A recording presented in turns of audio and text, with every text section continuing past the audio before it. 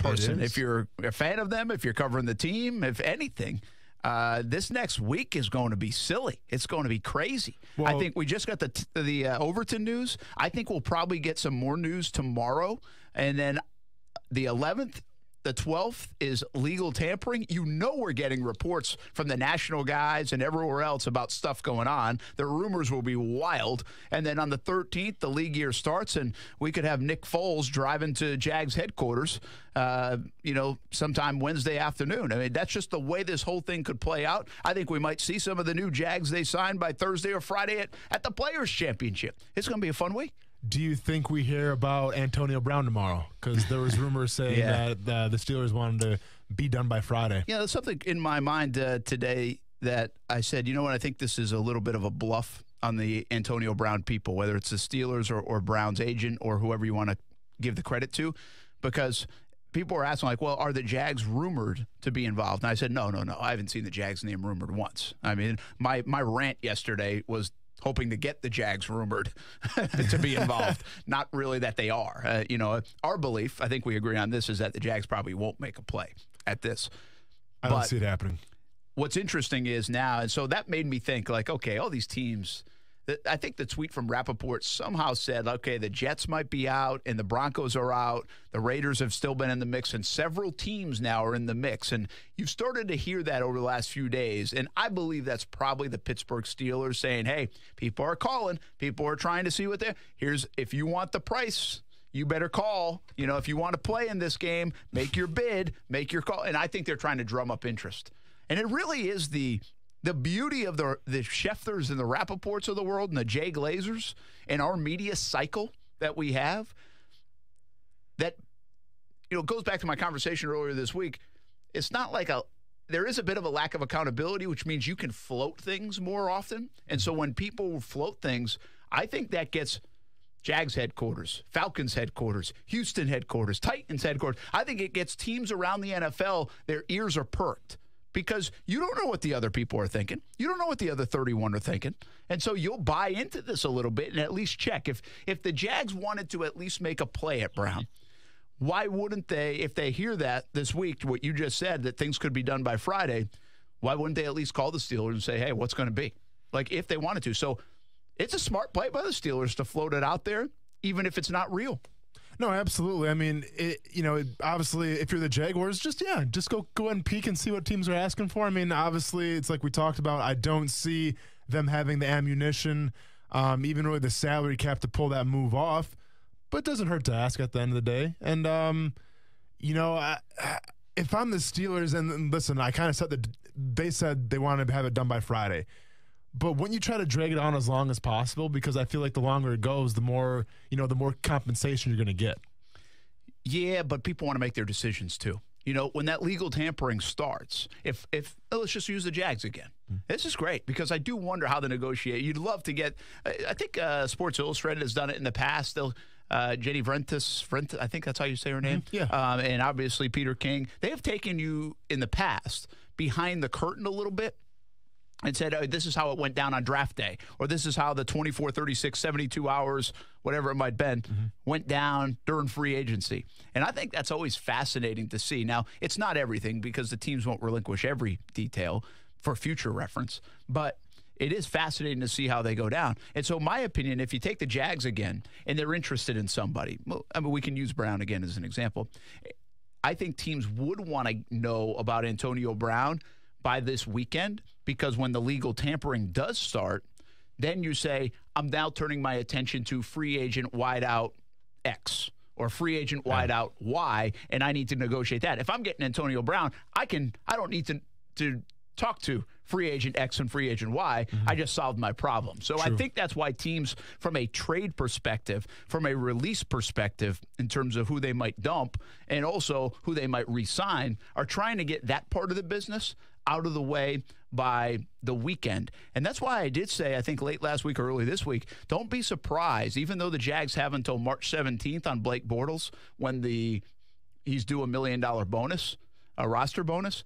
Don't be surprised if we hear the Jags news about Bortles this weekend, tomorrow, later today. I mean, I don't know when it's going to be. I'm just saying don't be surprised if it comes before that March 13th date because I think they want to. Wouldn't it be kind of awkward if the Jags bring Nick Foles in here next Wednesday and Blake Bortles is still in the building and still on the roster?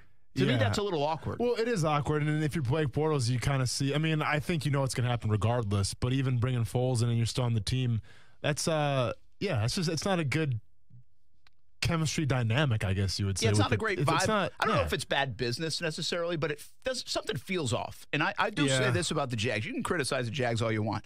The Jags like to handle their business in a professional way. That they do. They have been pretty, I think, would you agree? You played for them. Yeah, I would absolutely agree. I think this regime even more so. You feel that. Like Dave Caldwell, I think, goes out of his way to do that. Dante Fowler talked about it with us at the Super Bowl. Mm-hmm. He said Dave Caldwell called him. He kept him in the loop the entire time. He told him what was up, and he appreciated that. So I think players appreciate that. And knowing of your Chicago experience, no, for sure. I bet they appreciate it. Well, and even, too, so you have to remember, when I got cut in OTAs, I think I might have been Dave's second cut of his term as GM here. Okay. I forgot who was number one, but I think I was the second guy that got cut. My gosh, you were high on the dartboard. Yeah, I was really high on the dartboard. But here's the point, though, and he actually told me this, and I respect him for it, was the fact that he thought that I could play in the league still, so he wanted to give me a chance to catch on with the team in spring, as opposed to just keeping me here as an extra camp body for OTAs and whatnot in training camp, and then I probably won't make the roster because I don't fit the 3-4 scheme that they were running. So with him, he wasn't going to take the risk of that. So he basically said, we're going to let you go right now in the spring, and that way a team can pick you up off waivers, and then you can get with the team in training camp. And that's exactly what he did, and I'm honestly thankful for that, because if they would have kept me on during OTAs and during training camp, who knows what would have happened. So I ended up getting a few more years because of that. Well, and I think you're right about that. Like, we've seen organizations like the Philadelphia Eagles, I think, tried to do what's best for Nick Foles at the end of the day. Once it wasn't going to work out, to do what's best for the organization. I mean, you got to take care of the organization. It's a business. I get it. But then you try to turn your attention to the player and do what's best for the player, too. And as many situations as you can. I understand it won't always work out that way, but I think you try to do that. And that's a good example of it for what you said. And I think players appreciate it. We've talked to many of players that do appreciate it. I think, and I don't want to put words in Scobie's mouth, I think the whole Josh Scobie thing actually upset him initially because it was so quick. But that's kind of how those things come together. Like, I'm not saying that – I don't know what the organization could have done different, but it was so fast that, bam, next day he was gone to Pittsburgh, like traded. Yeah. And like, you don't have time to do anything. And that catches you off guard. And that was a little bit of a surprise around here, if you remember. Yeah, I was shocked. So I think you don't always get to do it the way you want to do it. But I do think we've heard Dave Caldwell say exactly what you said. Listen, if these guys have a chance to go catch on with somebody else, we want to give them that opportunity. We appreciate what they've done for us. And that brings you back to Blake Bortles. Like, that's why I don't think this will linger too long. I think they will give Blake Bortles, who led them to an AFC championship appearance and who put up with a lot of garbage around here, and I think they like Blake Bortles in that building. I think they will treat him with the respect of saying, we want to do what's best for you, too. As soon as we know we're moving on, we're going to let you get out there and go find the best job available. Be the first quarterback that can go get a job released from a team this time of year, and I think they'll handle it that way. And in all honesty, not every GM shares Dave Caldwell's aspects of that, because I haven't played for many, but I know GMs that would just keep a guy on the roster just because he's an extra camp body, just because he's a good worker. So let's keep him on the team and just kind of make him a pawn, basically. So there is that other side of the coin too as well. Chauffeur Boz listening to us clearly. Exit 38, 95 North in Brunswick. Appreciate you listening, man. And somebody has a bone to pick with Austin Lane on Twitter. That's next on ESPN 690. Action Sports Jax with Brent Martineau on ESPN 690 is brought to you by Best Bet Jacksonville and Orange Park. The best kept secret in tires is TireOutlet.com. Tire Outlet offers you wholesale prices with premium service. And most important, TireOutlet.com has always had a safety-first focus. With locations throughout the First Coast, check out TireOutlet.com today. 180 over 111, and I had a stroke. I couldn't speak or walk. This is high blood pressure. Get back on your plan. Go to loweryourhbp.org. Brought to you by the American Stroke Association, American Medical Association, and the Ad Council. It's hard to beat that new car smell, especially when it's a brand new Hyundai. Hey everybody, it's Brent Martineau of Action Sports Jax, and I think we could all agree there's something to that new car smell you just can't beat. You also can't beat the exceptional service at the new Jenkins Hyundai of Jacksonville. It's a brand new dealership here in town. And my friends at Jenkins Hyundai of Jacksonville live by giving you the most superb car buying experience you can get. No one likes to be haggled or pressured when buying a car. The staff at Jenkins Hyundai of Jacksonville understands this and emphasizes their no-risk, no-pressure approach. They'll help you find the right car for you at the right price. And if you are not 100% satisfied with your new car, you can bring it back to Jenkins Hyundai of Jacksonville within the first 7 days for your money back. The Hyundai you want, the service you deserve, all with the limited lifetime warranty that's good anywhere in the United States. Schedule a test drive at JenkinsHyundaiofJacksonville.com and make sure you tell them Brent Martineau sent you. Why do local women watch Action News, Jax? Because the unexpected can mess up their day. They like to know about the rain, the recalls, and school changes because their families are depending on them. They need more than just crime stories. They want to be in the know with real investigations that truly impact them, not something they can just Google. Is that selfish? We don't think so. Their time is valuable. In fact, more women are now watching Action News, Jax than any other station. If Dell Demps had moved, Anthony Davis as general manager for the New Orleans Pelicans, he would have been fired. You know, you had teams in smaller markets on the phone calling him, imploring him not to capitulate to the demands. The Stephen A. Smith Show, weekdays from 1 to 3 p.m. on ESPN 690. Now, back to Action Sports Jax with Brent Martineau on ESPN 690 and ESPN690.com. How in the world do you survive without your phone? I'll tell you what, man, it's kind of refreshing, actually. Is it really? Yeah, just going off the grid a little bit. No worries, no cares. When will that run out? Like the refreshing part, and then you start being like twitchy. Eventually, I'm going to get my phone back, so hopefully tonight or tomorrow. Well, I'm just saying, by later tonight, if you don't have your phone, will you be like a little like jittery? Oh, no, this has happened before. I mean, I broke my cell phone before. I've accidentally dumped it in the toilet one time, and I had to wait for the insurance to claim it and everything. So that took me like 3 or 4 days because I had to mail it in. So I was like 3 or 4 days off the grid, and it didn't bother me too bad. It's all good. Are you kidding me, Kuz? I have like you talking about that's giving me a panic attack. Yeah, like you should have seen the face on Kuz, and I actually got the shakes just listening to it.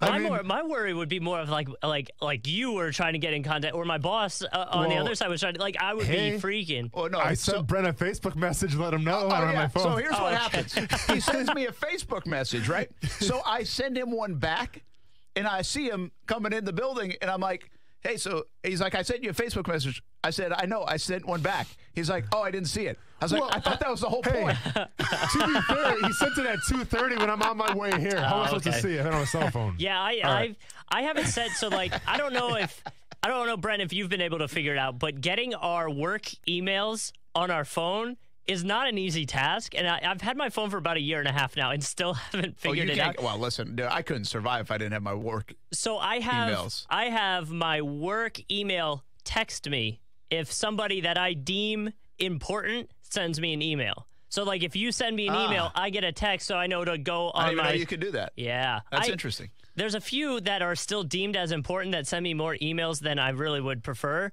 and so I get a lot of, like, texts that I don't want. So I've been trying to fix that for a while too. I mean, I played golf this morning, and then I had to go to a meeting at 1, and then I was there till about 2:30 and came in here, and I've hardly checked email, and I'm not fully there right now. Yeah. Like, I mean, I'm like, what am I missing? You know, and I just can't. There's no way, especially this next week coming up. I could not be without a phone. Oh yeah, try it sometime. I'm telling you. Not next week though. Next week's gonna be wild. Liberating. It's just like me thinking, like, oh my gosh, what if our access gets disconnected? How do I get in contact with you if you don't have your phone to let you know? Oh man, that's a tough deal. I mean, I don't know how long I should put that out there. Yesterday was how long will you wait in line for a pub sub? Yeah. How long could you go without your phone without? Like, I've gone like 4 or 5 days, and it was fine. What if you combine it? How long? Time out. First of all, we've got to reset this thing because the last time. Why is he getting so upset with me, man? Yeah, because you're like an outlier, man. You don't. This shouldn't even apply to you because last week I took a picture of your phone and you had 36,000 unread emails. Yeah, but to be fair, those are mostly like like stores and stuff like Best Buy. Still, and I mean, yeah. I'll sit through my phone and swipe like the emails to go away. Even if it's like 300 of them, I'll swipe until they're all gone. I That's am a lot of OCD, work, man. man. I am not. There's no red. There can't be a lot of red on my phone. I shouldn't say none, right? Because To be how fair, many emails though, do I have right now? 52. 52. Ooh. I told you I haven't checked it, and that's giving Panicking. me. I need an extra long break. Next break. Okay? All right, we'll give you some time. But here's the real question: how long would you wait in line for a public sub without your phone? Because for me, that's like 2 I don't minutes. know. I mean, the same, I guess. Nope, no. But I'm gonna say this though. So, without having a cell phone, it does make your job, as a sports co-host, a little harder because I guess I didn't realize how much I rely on Twitter for my sports information, like Twitter just for news in general. So I can't take my laptop and go on Twitter because I have a security thing where if I get locked out of Twitter, I have to sign back in. It sends a ping to my phone with a code. So obviously I don't have my phone on me right now, so I can't go to Twitter. So I was kind of struggling today, man. I was going to these things called websites and looking up news, man. Oh, That's dangerous. Like a pilgrim. I will say this. So you can't see Twitter, and Kathy, who once called me out because who is the actual reason I have on this sheet of paper it says deliver teases. Oh, yeah. Right? I remember. Yep, absolutely. Kathy Fogelsonger on Twitter. Well, she says, by the way, A-Train has to bone up on his pronunciations for stories he reads, calling you out. Okay. The one the other day about Jack White donating to save the baseball stadium. Yes. The town is Hamtramck. Hamtramck. She actually gave me a pronunciation. Okay. As driving and couldn't she was driving and I couldn't at right away. She's actually got to clean up her tweets. Yeah, see, thank God I don't have my cell phone on me right now because I'd be calling her out. I don't know what you said the other day, but apparently you didn't say Hamtramck, which is the name of the town. I think I said Hamtramck. Didn't I or not? No? She didn't like your pronunciation. Okay. Never and heard that Kathy word before. Fogelsonger is ESPN 690 Police. So is Kathy from Detroit? The Detroit area? I have no idea. Okay. Listen, well, she tweeted in. She now is responsible for me delivering teases, and now you should write something that says pronunciate better. Pronunciate better. Gonna put it. I'm not gonna make a note on my cell phone because I can't do that, but I'll put it on a sticky note and I'll put it on my laptop computer here. There we go. Thanks, Kathy. Yeah, no problem. We got that figured out. Hamtramck. Slingin' Finn. Hopefully that's not the TV. dirty. The TV stuff, Is that what that is? Sling TV. I don't know. I'm yeah. trying to help you. Yeah, Sling TV. I know what that is, but I don't know what this is. He says, cool, you guys should be talking about the Jaguars signing Colin Kaepernick instead of Nick Foles. Jaguars CK would play like a madman. Do you think, as a backup, it's we've talked intriguing. about Kaepernick before. Absolutely. Let's take away all the other stuff. Let me ask you that. Do you think this organization would be better with Nick Foles or Colin Kaepernick as the quarterback? So it's kind of, well, in my opinion right now, because we don't know what Kaepernick's capable of. So you almost have to say Nick Foles, right? But actually, in my time of meditating and whatnot last night, I actually was considering the idea. So if you look at the New Orleans Saints right now, they have Taysom Hill. And, Taysom Hill is kind of a do-it-all player. Now, I'm not going to compare Kaepernick to Taysom Hill because I don't see Kaepernick, taking kick returns back or punt returns back. But I think if you brought in Kaepernick, you can run a lot of interesting packages where teams would be so worried about his feet that, you could actually get away with some, short passes and even some intermediate passes, which Kaepernick was good at. So from that aspect of just having another weapon, just, basically it's another game planning thing that teams have to worry about, I think it's definitely intriguing. The biggest thing would be how much would it cost to get Kaepernick here? Because we don't know. $20 million. Well, yeah, I mean, we don't really know what kind of contract he would want. If it's $20 million, then I would probably just say take Foles, and that's just from a strictly a quarterback standpoint of talent. Not saying Kaepernick's not talented, but we don't know what he's capable of. So I think Kaepernick would definitely be interesting as a backup quarterback, as that Taysom Hill role, to try to just, throw some gadgets and stuff out. But once again, you got to ask what the price is going to be. Well, and not only that, but seriously, you can't bring – I don't know if you can bring Kaepernick in here into a situation where you're just going to run the Taysom Hill kind of stuff, that package, 7 plays a game. I don't know if he'd be willing to. That's what you know what I mean? Mm-hmm. It's like I think the Jags would actually get crushed for that, for the Kaepernick backers. Be like, well, they brought him in, but just for do that. But Brent, let me ask you this. If you brought him in for that role and also a backup quarterback role, how do you feel about that? Yeah. Well, that's fine. I mean, Well, that's obviously what I'm he saying. would Like, be the backup he's quarterback not going to be role, a starting quarterback in the NFL right now. But my point again. Well, now I asked you and not stay away from all the stuff around Colin Kaepernick, however you want to label the stuff. But like I labeled Tim Tebow's, I would say at least for now a circus, for lack of a better words. And that's probably disrespectful in some way. But I'm saying the noise, whether you call it a distraction or the attention to him. Then you ask yourself, is it worth it for 7 plays a game in a package and a backup quarterback role? Yeah. So that's why I just wanted to ask you the question. And you answered it. You said, listen, Foles the last couple of years has obviously done way more than Colin Kaepernick has done the last couple of years. And that's interesting to me. Now, if you start going down the list, Teddy Bridgewater or Sam Bradford or Tannehill or Bortles, or now people might go differently. But I wonder if the majority of people would say that too. Because, listen, Colin Kaepernick as a football player to me is still a great unknown. The job for people is to win football games. I don't think any of this stuff would be going on if this was Cam Newton doing the same thing. Cam Newton would have a job. Correct. Yes, absolutely. There's a reason Colin Kaepernick doesn't have a job. There are probably multiple reasons why he doesn't have a job, but one of them being he's not a slam dunk, bona fide starter, potentially Pro Bowler, a guy that's going to lead you to the promised land guy. That's not the belief in the NFL, regardless of everything else. Now, does that mean he shouldn't get a chance to play? No. Or should be on a team and get that crack at it and try to win the starting job and lead a team? No. But I think if you really ask yourself the question, would most people say, if Colin Kaepernick comes here, we're going to the playoffs and maybe win a Super Bowl? Well, not too many people are answering yes to that adamantly. Yeah. Sure, could it happen? Well, he went to the Super Bowl once already with San Francisco. Okay, that's good. But Blake Bortles went to an AFC Championship game and we're trying to kick him out of town. Yeah.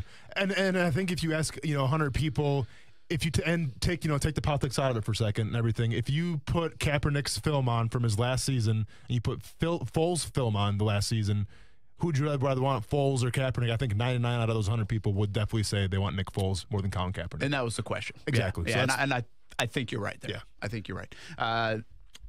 Let's, we're not going to take a timeout yet, or do we have a timeout coming? Yeah, about a minute. About a minute. We got to go a little hoops. Okay.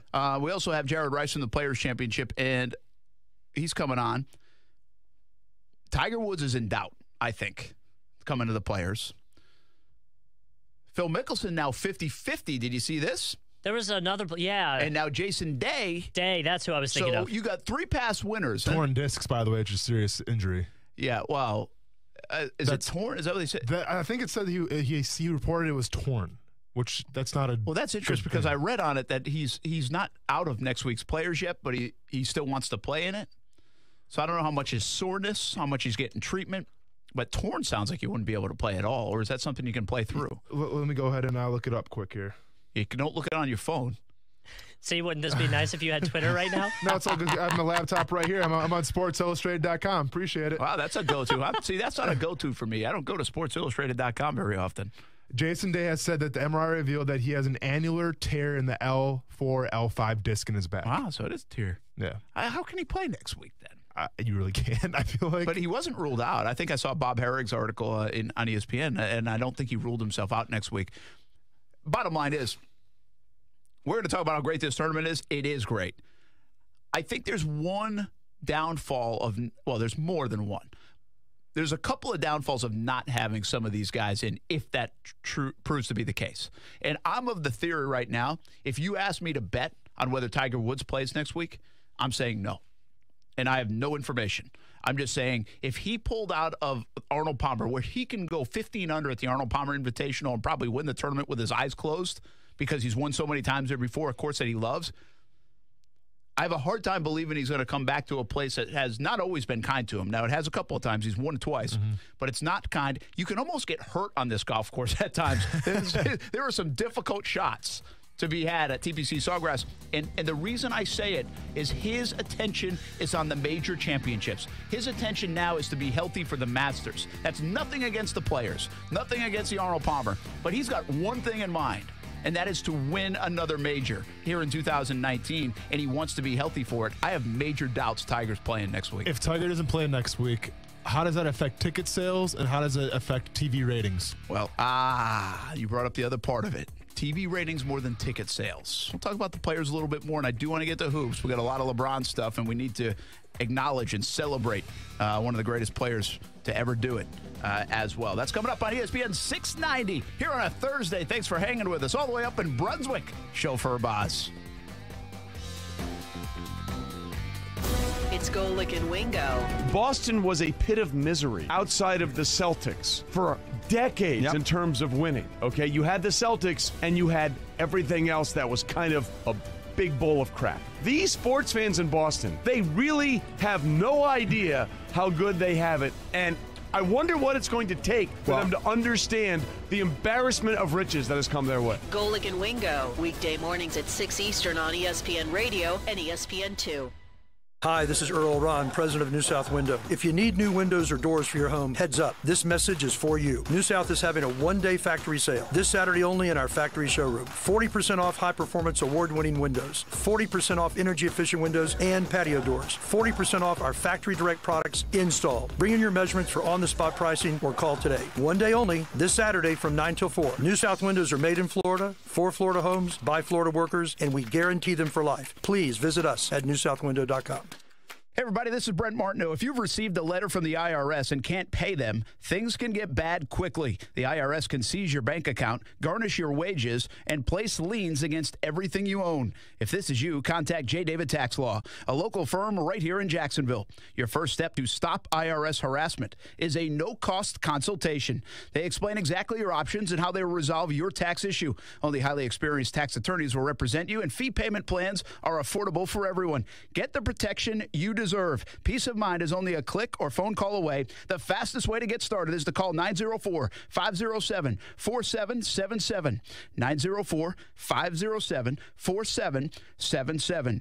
Or online at jdavidtaxlaw.com. The number again, 904-507-4777. Or online at jdavidtaxlaw.com. Sports Center updates at the top and bottom of every hour. And the latest breaking news in sports around the clock. Listen live everywhere you go on ESPN690.com. This is ESPN 690.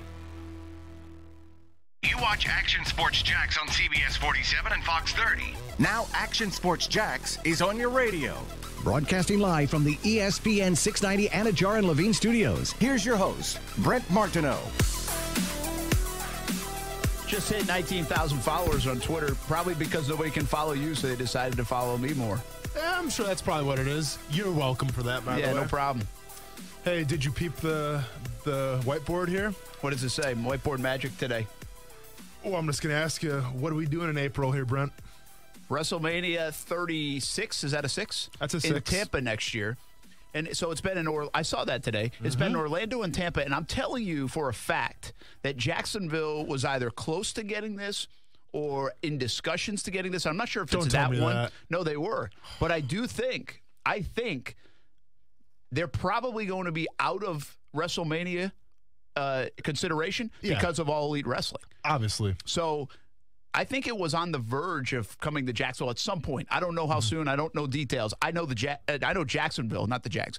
I know that Jacksonville has been working on getting that here for more than a handful of years and probably even more than that.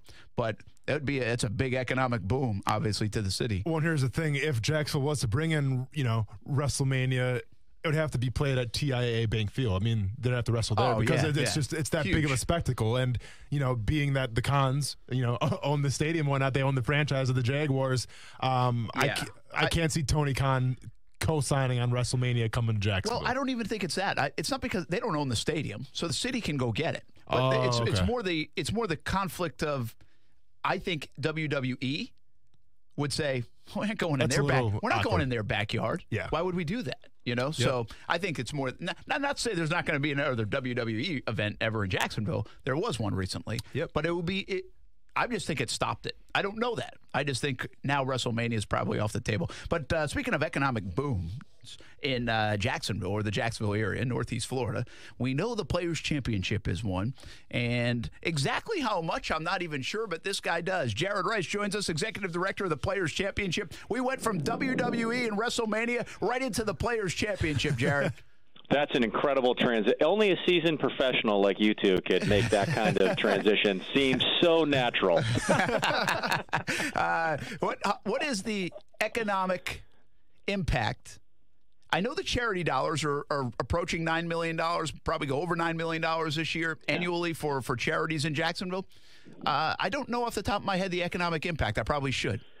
Well, when we last did one through UF, it was a few years ago, but it was over $100 million for the region, which is pretty incredible, and it drives, from a hotel room perspective, it's among the top, if not the highest occupancy rate in both counties. From a room rate per night, again, it's the highest of the year. Jacksonville International Airport, second busiest week of the year, only to Thanksgiving. So there is a lot of, and this is not only just guests, but you think about from a distribution perspective, we're broadcasting the tournament in 23 languages to 1 billion households in 226 countries. We have NBC and Golf Channel talent here, a couple hundred people working that throughout the week, and the distribution that's related to that. International distribution on both OTA product with our Discovery streaming deal and other networks. And I'm just I could keep going. There is a tremendous amount of people here producing and distributing this tournament in a number of ways, and it's a big deal for the community, no doubt. Yeah, absolutely. I mean, it's big bucks. I mean, I knew it was big bucks. I just didn't know exactly how much, and it's probably grown since you last did the study. I love talking about this part of it, and I don't think people talk enough about it. This tournament is so big locally. We feel it locally. We take pride in it locally. We adore it. It's our baby, and it should be. It's fantastic. But I think what people lose sight of is the international love affair with this tournament. And I think it's golf in general. But this tournament really feels like an international one. I think it's because of the feel, Jared. Is that why? And can you kind of give us a little bit of insight on just how many people come from overseas to cover it, but also how many people watch it globally? I think you just said 23 different languages. That's always been a part of this that's kind of dumbfounded me, just how the reaches of this tournament go. Well, when you see, and again, we're on this side of the production of the tournament. You see international partners like Sky Sports rebrand their channel Sky Sports the Players for the week.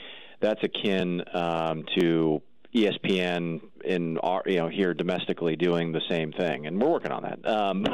The idea is that they're fully committed to it. And by the way, in the UK and Ireland, much of continental Europe, they're broadcasting the Players Championship in prime time.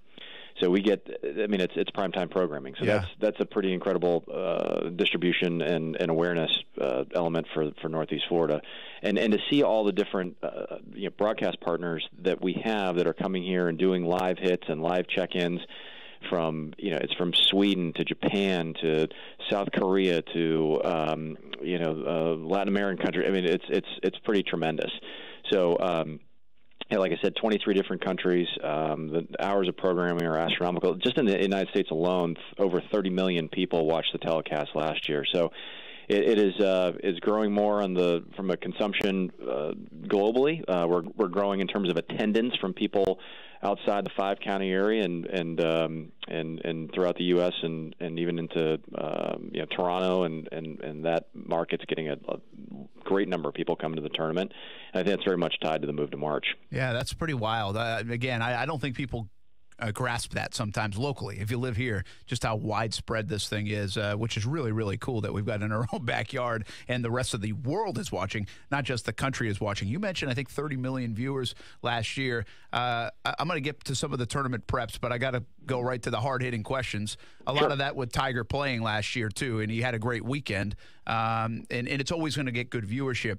But is there any kind of neck strain out of the Arnold Palmer? Jason Day pulled out today. Phil Mickelson apparently still 50-50, even though he's committed. You obviously want these guys. I know the tournament's a star. You'd love for these guys to be here. And you're kind of up in the air on it, right? I mean, nobody seems to know if those three guys will even play next week. Well, Jason scenario is new, and saw a little of that on the telecast this morning. But we're optimistic that there's. He was here in town for 4 days practicing last week, and loved what he saw on the golf course. So it's always unfortunate when a player gets hurt, and especially one that's won here before. What I thought it was interesting, just as we look at the history and the trends of the tournament, that our biggest growth, when you look back to over the last 10, 12 years, our biggest leaps as a community and tournament occurred in many of the years that Tiger didn't play. So I think that's just I think it's a tip of the cap to your listeners in the community that. Seeing what a great pillar of the community that this tournament is, how much fun it is, and to know that whoever's here is playing the course at a really, really high level. I did have to say, though, I thought it was pretty funny, and as part of Phil's comments, and your folks can go out and read the article if they so choose, but when he was kind of talking about his upcoming schedule, he said, "I'll probably play one event between the Players and Augusta." So among all of that, he ends his comment by saying, play one event between Players and Augusta. So read into that what you'd like. Yeah, he's done that 2 times now, actually. Both times he's questioned about the Players. He's actually mentioned the Players, I feel like, that he's playing. So, again, I'm not trying to sell this because you're on. I'm a huge fan of the event, and I love the event. And there is no doubt that the course and that hole and the event in its entirety is the star. If Tiger doesn't play, this will be, I think, the 6th time in the last 11 years, to your point about growth, that he hasn't played. So you can survive without it. But we all know, listen, tournaments seem to be a little bit better with the more name power you got, too. So that's fair. I know I get people say that. Yeah, and I think that, and you look at the overall depth of the tour, and there is, again, just competitively great young star. And I'll tell you, Keith Mitchell, who won last week in Honda, he was a first timer here at Players last year, and I actually had what we do for all of our first timers. We give them the commissioner gives them a commemorative set of cufflinks, and he was only in the field. He was the first alternate. I forget who withdrew. And so he got in, and I had the chance to, because it was on Wednesday, and we normally do that little ceremony on Tuesday. Anyways, I had an opportunity to give him his cufflinks, and couldn't have been a nicer guy, an amazing story. Just so happens the commissioner plays with him at the Pro-Am out in Pebble Beach and has a great run. He's an amazing player with a great story. And, again, just was kind of odd to make the connection with him last year. He played here well. I don't have it in front of me, but he was in the top 10 at least through Friday, if not through Saturday. So there's these unique stories. We have a ton of up and coming young talent, and like you said, the course really does bring out the best in talent. And what we've been able to do outside the ropes makes it really, really fun for the community to come out and support us. Jared Rice, Executive Director of the Players Championship, getting ready for a big week. All right, I've been talking to you for the last month or so, even more, about the preparations. Well, preparations are over, man. It's here. So you guys... You're telling me. I don't know if anybody's told you that yet, but you live it every day. It's here, and we're going to be out there tomorrow. I'm emceeing an event in the morning at TPC Sawgrass, and then we're going to have our show out there, and we'll be out there all next week. But it really starts this weekend for the fans. Tell everybody about what's going on and how they can get a jump start on the week and some of the new gear, I think, in the shop. Yeah, so you should come out Saturday and Sunday. We're open from 10 to 4, and come out to our fan shop. It's right here at our new Nicholas entry. So if you come in off 210, park in the general parking lot, you'll get a sneak peek at our new entry facility, give you a sense of just how easy it is to park and get in and what an upgrade it is. And come into the golf shop, or the fan shop rather, and get first crack at all of our new gear. We've really upped our game in terms of fun, very endemic to Northeast Florida kind of gear. If you're a fisherman, you'll see cool things, for shirts and such, from Columbia to fishing bobbers to drinkware to anything you need as a core golfer and in between. So kids, moms, dads, everyone's thought of, and it'd be really cool to come out, take a look at it, and maybe even again get a sneak peek at just how easy it is to get in and around the golf course. Got anything for like an MMA fighter? We've met in person, so I can tell you that we've got a couple of styles that I think would fit you. Now we're talking, Jared. Now we're talking. Jared, a question I was going to ask you quick. Yeah. So you've been spending the whole year prepping for this event and everything, right? So when the tournament actually starts, do you get to sit back and actually enjoy the event, or is this kind of like your busiest week coming up here?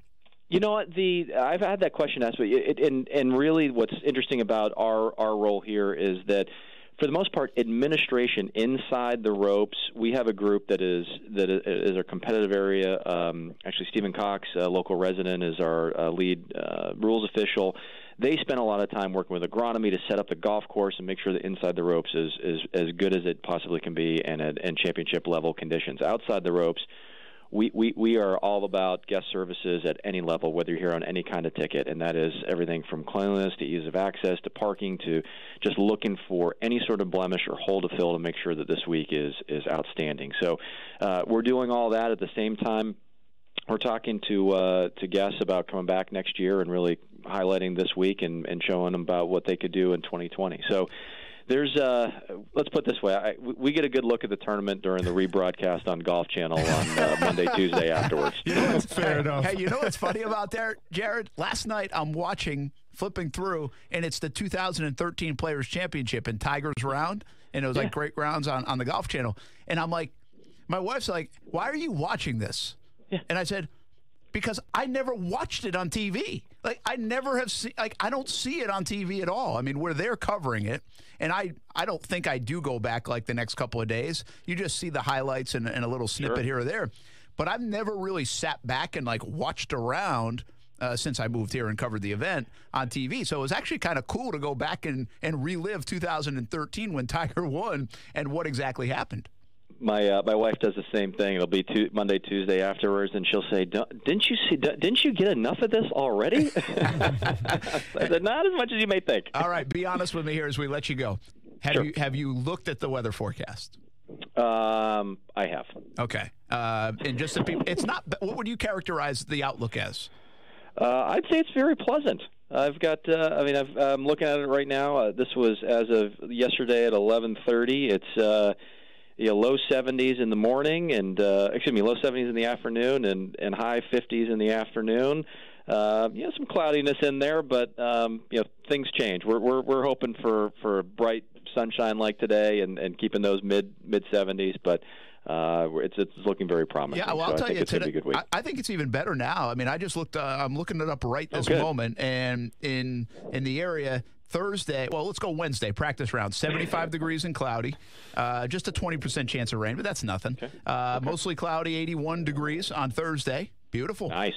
Friday, 80 degrees, 20% chance of rain. Now, and a little wind, right? It's 12-mile-an-hour wind. Got to love that. Love it. And then on Saturday now is the best chance of rain, 70 degrees, 60% chance of rain, but that's Saturday. That's a long way away. And Sunday... 65. What I'm saying is you might get a little bit of everything. We might get a little bit of March, a little bit of April, a little bit of May, all during the tournament days of next week, which I think is part of the fun of being in March. Absolutely. Get wind up, get them, challenge the players. The course does its job, and the elements come through, and that's part of the fun of all this. And I think it'll be great. We'll be ready. The grounds look fantastic, and we'll let Mother Nature do her job, and we'll be just fine. Awesome. Always good catching up with you, Jared. We'll see you out there tomorrow, probably at TPC Sawgrass, and if we don't, we'll see you next week. But best of luck tournament week for you and the entire crew. Great job. Great. I appreciate it. Look forward to seeing you out here. All right. Good deal. Jared Rice, Executive Director of the Players Championship, and can't wait for that. We'll put in a good request with Mike Burish on CBS 47 and Fox 30, First Alert Chief Meteorologist, for the good weather. But I kind of like that forecast a little bit. I'd like to stay away from the rain, like the full rain days. I feel like anybody would like to stay away from that. Even if you had a drizzle or two, it would feel like, I'm telling you, it's going to feel like the U.S. Open, the British Open, Augusta, and it's going to ffeel like a little bit of everything because March is like that, and the wind is up over 10 miles per hour every day. It'll make the hard course I'm just thankful that I don't have to be, because obviously I have my fight coming up on Saturday, so I can't drink during the whole week. So therefore, I'm more than likely I'm not going to get thrown out of TPC. But Sunday's the wild card, especially if I win, man. Sunday and St. Patrick's Day, you never know. Don't wear anything that says ESPN 690 on Sunday, You please. got it. How about a little LeBron talk next on ESPN 690? See, very intrigued by the Dan Le Batard Show on ESPN Radio. Is an unhappy Thon Maker the answer? 53% of the audience said yes. Thon Maker is going to excite anybody who hasn't seen Thon Maker play, correct? Like, that guy walks into the room. How'd we get him? Yeah, wait a minute. That guy's great. I would draft him first overall every time. The Dan Le Batard Show with the Stuttgarts on ESPN Radio and ESPN News. Peace of mind. It's one of the most important things we have, and sometimes the most elusive. I'm Glenn Levine from the law offices of Anajar & Levine. If you've been injured in a slip and fall accident, call us at 904-600-4000. Office in Jacksonville. Whether you're buying a new or a pre-owned vehicle, your experience should never be anything less than exceptional. Hey everybody, it's Brent Martineau of Action Sports Jacks. And if you're considering a new or pre-owned vehicle, I encourage you to go see my friends at the new Jenkins Hyundai of Jacksonville. I'm so impressed with how they treat their customers. They're good people. No one wants to be haggled or pressured at a car dealership. And my friends at Jenkins Hyundai of Jacksonville understand that. And they emphasize a no-risk, no-pressure approach. Their team will get you into the right car at the right price. And if for any reason you are not completely satisfied with your new or pre-owned vehicle, you can bring it back to Jenkins Hyundai of Jacksonville within the first 7 days for your money back. Take it from me. We drive a Hyundai in our family, and I encourage you to visit JenkinsHyundaiofJacksonville.com to schedule a test drive. And you, too, will be impressed at how they treat the customer. Exceptional service at Jenkins Hyundai of Jacksonville. When you get to the Jenkins Hyundai of Jacksonville showroom, make sure you tell them Brent Martineau sent you. The 2019 Harrell & Harrell Performance Studio is here, and it's better than ever. It's your chance to meet the personalities on the new ESPN 690. Sit in the front row and ask your questions to athletes in town, sports analysts, and experts. You'll be able to see them in person. It's going to be the best year yet. So listen to ESPN 690 for your chance to win your way in throughout the year. It's the Harrell & Harrell Performance Studio. Brought to you by Harrell & Harrell. Most shoppers today fall into one of two categories. You could be like Dave, who settles for nothing but the finest. I drive only European luxury sedans, wear the finest Italian leather shoes. My shirts are custom made, and I expect white glove service from those I do business with. I appreciate world-class brands, and at this point in my life, I just don't want to compromise on quality, no matter what I buy. Or you might be like Steve, whose goal is to always get the best deal. I'm frugal. I'm all about finding value. I want the best price, and I don't mind going out of my way to get it. I work hard for my money, and I just want to make sure when I buy something, I can have confidence in knowing I'm not overpaying for it. Stop being cheap. It's being smart. You never see these two guys in the same store, except for one. And that's why I love shopping at Diamonds Direct. Diamonds Direct is that rare shopping experience where you can have it all. Uncompromising luxury and unbeatable value. Plus exceptional service and the guaranteed best price in America. A premium experience and a smart purchase. This is where the best of all worlds come together. Diamonds Direct at the markets at Town Center. From the NBA to the NFL, we've got you covered. The worldwide leader in sports. Listen live everywhere you go on ESPN690.com. This is ESPN 690. This is Action Sports Jacks with Brent Martineau on ESPN 690 and ESPN690.com. So I just made a mistake. I just realized. Oh, boy. So, we're assigning some pictures for the sponsors, right? Yeah. And when I signed it, I'm pretty sure I put A Lane and I put my 9-2 on it because, I'm still in, I'm still in that mode of playing football and whatnot. So what? I don't know, man. That's kind of weird, isn't it? You should put A Train 690. Now we're talking. Did you want to know? So one of my best friends, Andrew, back home, he got married, and obviously being in Wisconsin, they're giant Packer fans, right? Well, he made the mistake of asking me to be one of his best men, and I had to sign the marriage license. Well, at the time I was playing for the Chicago Bears, and obviously the Bears-Packers, Brent, you're obviously aware it's a pretty big rivalry, right? So when I signed the marriage license, I put A-Lane 73 Go Bears on it. And, that's on his marriage license now for the rest of his life, unless they get divorced, which hopefully they won't, fingers crossed. So when I signed it, he saw it, and, obviously he kind of gave me a dirty look, but what are you going to do? That's awesome. Yeah. Hey, 904-362-9901 is the number. Check in on LeBron James. We're going to talk a little LeBron. I have a couple minutes to do it here. Might spill over into the 4 o'clock hour, but LeBron had a big night, obviously, historic night in the NBA, passing Michael Jordan. I thought he handled it pretty well. I liked what he said before the game. I liked what he said after the game. If you don't know my stance on LeBron James, I love the guy. I really do. I think he is to me, he is the ultimate athlete. And the way I say that is, I think we put athletes on the pedestal too much, right? But that's the way it is. Yeah. I mean, do we put a lot of people on a pedestal too much? Yes. Bottom line is they're very influential. To kids, we talk about them as adults. Everybody talks about teams and players and athletes at the water cooler. That's just what we do. I mean, a big part of society. That's why they make a lot of money, too, by the way. So deal with it. That's part of it. And so when you talk about an athlete, in this day and age athlete, in terms of staying out of the back pages and staying out of the courtroom and saying stuff but not trying to ruffle feathers just to ruffle feathers, I think he is the ultimate. And then you're talking about greatness. I think right now, LeBron's rubbed me a wrong way a little bit at times recently because of this whole deal. I feel like this is so out in the open about this is just LeBron trying to retool the Lakers, and I don't like that. I understand that he's played the GM, the coach, the star player role a lot in his career. I don't love that. I like team sports are team sports. I don't think one guy should be that much above everybody else. But I mean, do you knock that? It is what it is. I mean, that's the way the NBA is built. You have to go get stars. If you want to compete, you have to have 3 stars on your team, even with LeBron James. It's why Michael Jordan was so great, because he had Scottie Pippen and other players on his teams. It's why Kobe Bryant was so great. He had Shaq. He had, when they made these runs, they had other players. So all of that is just kind of the nature of the beast, in my opinion. I just really feel like up until he moved to Los Angeles, the biggest knock you could say about LeBron James is that he decided on national TV to make his choice about Cleveland or Miami. And if that's the biggest thing you got going on the day that he gave $1 million to the Boys and Girls Club in charity, and that's the biggest knock you can have against the guy, then that's a pretty damn athlete, I think, in this day and age. As publicized as everything is, you're never going to make every step the right step. And I think LeBron does it as well as anybody. I think he handles it as well as anybody. You got to think, look at the missteps Tiger Woods has made. Well, he is Tiger Woods. I mean, Tiger Woods and LeBron James, they're in the same breath. So we haven't seen LeBron James take those kind of missteps, at least publicly. If he does these kind of things, it's hidden. And he's different than Tiger, too. And I never knocked Tiger for this, but LeBron's not afraid to tackle a social issue here or there. He's not afraid to take a stance. And with that comes a little pushback.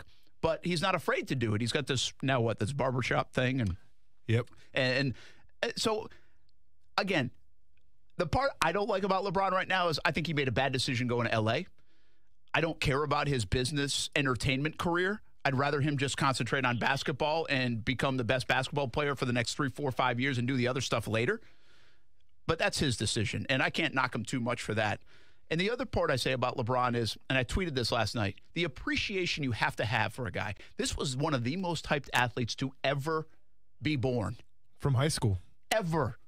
I mean, he was hyped. He was Ken Griffey Jr. hyped. He was Tiger hyped. And he's lived up to it. He just passed Michael Jordan on the scoring list. You know the accolades. Mm-hmm. I mean, he's that good. Those are my thoughts. Let's get your thoughts coming up after the break. Sorry, I talked a lot there. No, it's all good. I just don't understand why you want to hate on Space Jam 2 coming out, man. Like, the guy can't move to L.A. and film Space Jam 2? Well, not if he's going to miss the damn playoffs, he can't. 904-362-9901 is the number. You check in on LeBron James. We'll talk more about him and the milestone. And, well, is he better than Jordan or what? Next on ESPN 690.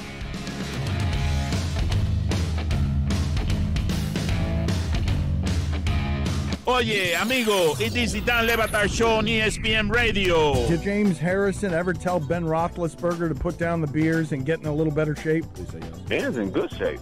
He is? Ben looks good. If you say he looks good, he looks good. That's the fine. deal. We think he runs like a skyscraper, but if you say he looks good, that's fine by us. We'll let it go. That's a good thing he ain't paid to run. He paid to throw. The Dan Le Batard Show with the Stuttgarts on ESPN Radio and ESPN News. Why do local women watch Action News, Jax? Because the unexpected can mess up their day. They like to know about the rain, the recalls, and school changes because their families are depending on them. They need more than just crime stories. They want to be in the know with real investigations that truly impact them, not something they can just Google. Is that selfish? We don't think so. Their time is valuable. In fact, more women are now watching Action News, Jax than any other station. Hey everybody, this is Brent Martineau, and if you're looking for something to do for dinner tonight, I've got an idea. Family owned in Jacksonville for more than 40 years, fresh ingredients every day. That's what Renna's Pizza was built on, and that's what Renna's Pizza delivers. A menu to satisfy the entire family tonight. Fantastic pizza, fresh salad, and Italian favorites like lasagna. There's a Renna's Pizza near you. Marsh Landing, Bay Meadows, Argyle Forest, San Jose, and the newest location in Neptune Beach. Be a part of the family and get dinner tonight at Renna's Pizza. With warmer weather just around the corner, it's the perfect time to tackle that brake job. Replacing your brake pads? It might be time to replace your rotors too. Our Duralask Brake Bundle has the proven tough pads and rotors you need to do the complete job. Started at only $99.99 and sold only at AutoZone. Getting the job done just got easier. Let us help you at more than 5,600 locations nationwide. See store for restrictions and details. Get in the zone, AutoZone. Gold, did you know that Gatorade Zero has all the same electrolytes but with zero sugar? I did know that because I drank some Gatorade Zero after I ran 2 miles at the gym this morning. 2? Please, I ran 3. Did I mention I also was on a 6 incline? You didn't, but that's interesting because that's 2 less than I was on. Were you also running backwards because I was? No. Gatorade Zero, all the electrolytes with zero sugar, so you can get more out of zero. Broadcasting live from the ESPN 690 Anajar and Levine studios. Anajar and Levine Accident Attorneys. Call 904-600-4000. That's 904-600-4000. ESPN 690. Jacksonville's home for ESPN Radio. WOKV Jacksonville. Listen live everywhere you go on ESPN690.com. ESPN 690, a Cox Media Group station.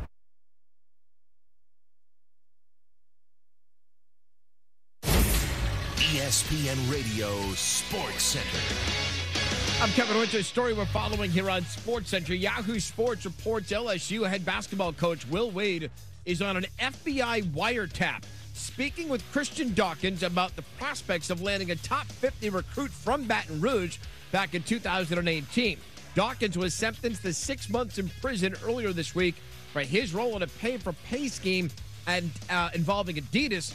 On those phone calls that took place back in 2017, Wade is on the wiretap saying multiple times that he made a, quote, very strong offer to the recruit. The recruit turns out to be Javonte Smart.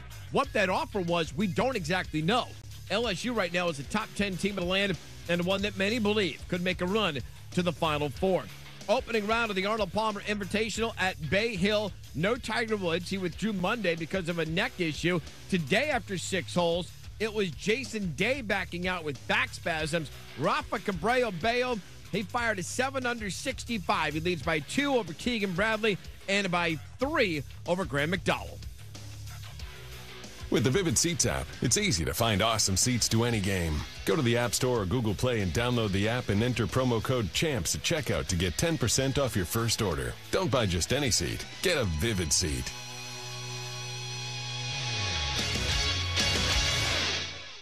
You watch Action Sports Jax on CBS 47 and Fox 30.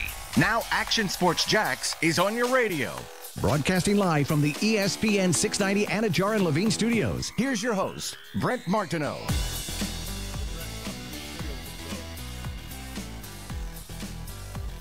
Did he just talk? I didn't hear him. Say it again. Seriously? Oh, now we get. I'm sorry. Do you hold something in? I thought you held something in. You don't have to hold that in. Oh, Oh. Why are you holding that button in? I don't know. Wait, you haven't Sorry done this in about 2 months. Where's this coming from? It's because I don't have my cell phone, man. I'm all flustered. But you know why you're scared? Because I told you guys don't bring that crap into the show. What crap? What's he talking It's about? National Cereal Day. Oh, I know, man. I already tweeted. Oh, you're not on your phone. I tweeted to you I didn't today. see it. I don't want to deal with it. Oh, okay. My National bad, Cereal He Day. did warn us not to bring it into the show. Who's going to hate on cereal? Why is it National Come Cereal on, man. Day? Cereal talk. We're a Let's week go. away from the players. We're a week away from the new league year. We got Nick Foles possibly coming to Jacksonville. We should trade for Antonio Brown. And we're talking about cereals? Hey. This should be for like June. Hey, sir, did you have a childhood growing up or what? What's up? J.J. Watt said he spent like 20 minutes talking about cereal today or thinking about which one's the top 5. Hey, J.J. Watt, go get another workout in, buddy. Whoa. Hey, Brent coming out the gate hot. Well, what's up, man? I mean, I just couldn't believe the day after we talked about these stupid national days, now we're going to spend time talking about cereal. Well, and I completely agreed too, but then we're talking cereal, Brent. I mean, every kid's had cereal. So, Brent, top 3 cereals, let's go. Hurry up and get it over with, man. We can... New topics, but I have to hear your top 3 quick. Fruit Loops. Okay. Frosted Flakes. I like that one a lot. And probably Captain Crunch. Okay. I'm not mad at that one either. See, me, I'm a straight up Cinnamon Toast Crunch. I hate Cinnamon Toast Crunch. Oh, man. Wow. Here's the next question. It's too soggy. Well, don't take an hour to eat it. You're going to be fine. Nah, it's going to be okay. No, that gets soggy more quickly than others get soggy. So is this your thing, or is this like another like Brent Martineau family thing, like the whole pineapple? No, I think the family likes it. Okay, thank God. All right, we're okay. Honeycomb's another one that I love. Nah, my sister liked that. I wasn't a big fan of it. Styrofoam. It's too styrofoamy. All right, that's all I wanted to ask, man. Yeah. Thanks for answering the question. The kids like, I think, like, I don't like the Cocoa Puffs, or is it Cocoa Puffs? The Reese's Puffs? That is or an option. Oh, those might be in my top 3, actually. Or Fruity Pebbles, not a huge fan. I don't like Fruity Pebbles Those either. always made me What sick. about anything that's halfway decent for you? Do you like? I don't mind Raisin Bran. I like Raisin Bran. No, I didn't mind Raisin Bran, but so you remember Life cereal? Yeah. It's Mikey. He likes Mikey. it, right? That was a great commercial back in the day. It was a fantastic commercial, and I remember watching cartoons as a kid and seeing that commercial like, whoa, I want to be like Mikey. Mikey seems cool. Give me some Life cereal. Life cereal is trash. Yeah, I don't not care what good. anybody says. It's not like the plain one. There's like Life cereal with cinnamon now and stuff. I'm talking the plain, generic terrible. Life cereal. Horrible. Yeah, not good. And forget Mikey for even liking it. Mikey's got horrible taste. Like, you know, Cheerios, Honey Nut Cheerios are probably better than Cheerios. Without a doubt. But Cheerios are not bad. Like, I They're don't think Cheerios are bad. Like, Life was bad. Life was horrible. But Cheerios was okay, like the plain. Not a lot of plain cereal that tastes good. Yep. But I thought Cheerios was okay. Okay, we spent entirely too much time on this. I told you guys, hashtag National Crap Day, we're not talking about. My bad. Yesterday was once Oreo again, Day. I didn't see it because I don't have Twitter right now, Brent. Well, listen, my apologies. If you're going to talk about it, then at least bring it in. Okay. When are we going to have National Cheez-It When's National Day? Cheez-Its Day? Is that the same box you've had in there for like the past week? Like month. Well, finish it off. Let's go. Listen, the other part of this is I'm all about timing. If we have nothing to talk about, like if it's a really slow time, like if it's the All-Star break and we want to bring up National Cereal Day, that's fine. But they've got to space these things out in a better way. Well, like they shouldn't hit right around March Madness time for National Cereal Day. What else are we going to talk about today? We talk about how MJ is superior to LeBron James. I'll talk about that all day if you want to. Well, we can, but first we have Let's a get happy into hour it. horn to get to, right?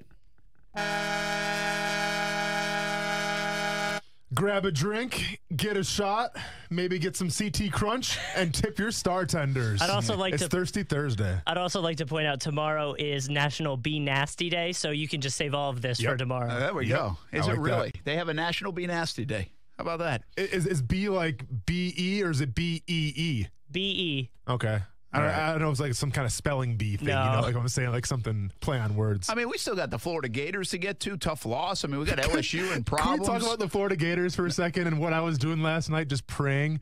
So if we recap the video from yesterday on the show, you guaranteed that the Florida Gators wouldn't win another basketball game. I had what you said recorded. Well, no, I said they wouldn't lose to LSU or Kentucky. True. I mean, wouldn't beat them. They I'm wouldn't sorry. beat them. Yeah. So you pretty much guaranteed it. I did guarantee it. And I literally watched that game last night in the fourth quarter, just praying that the Gators would pull it out, which they almost did, by the way. I mean, a few close a great shots. game. Yeah.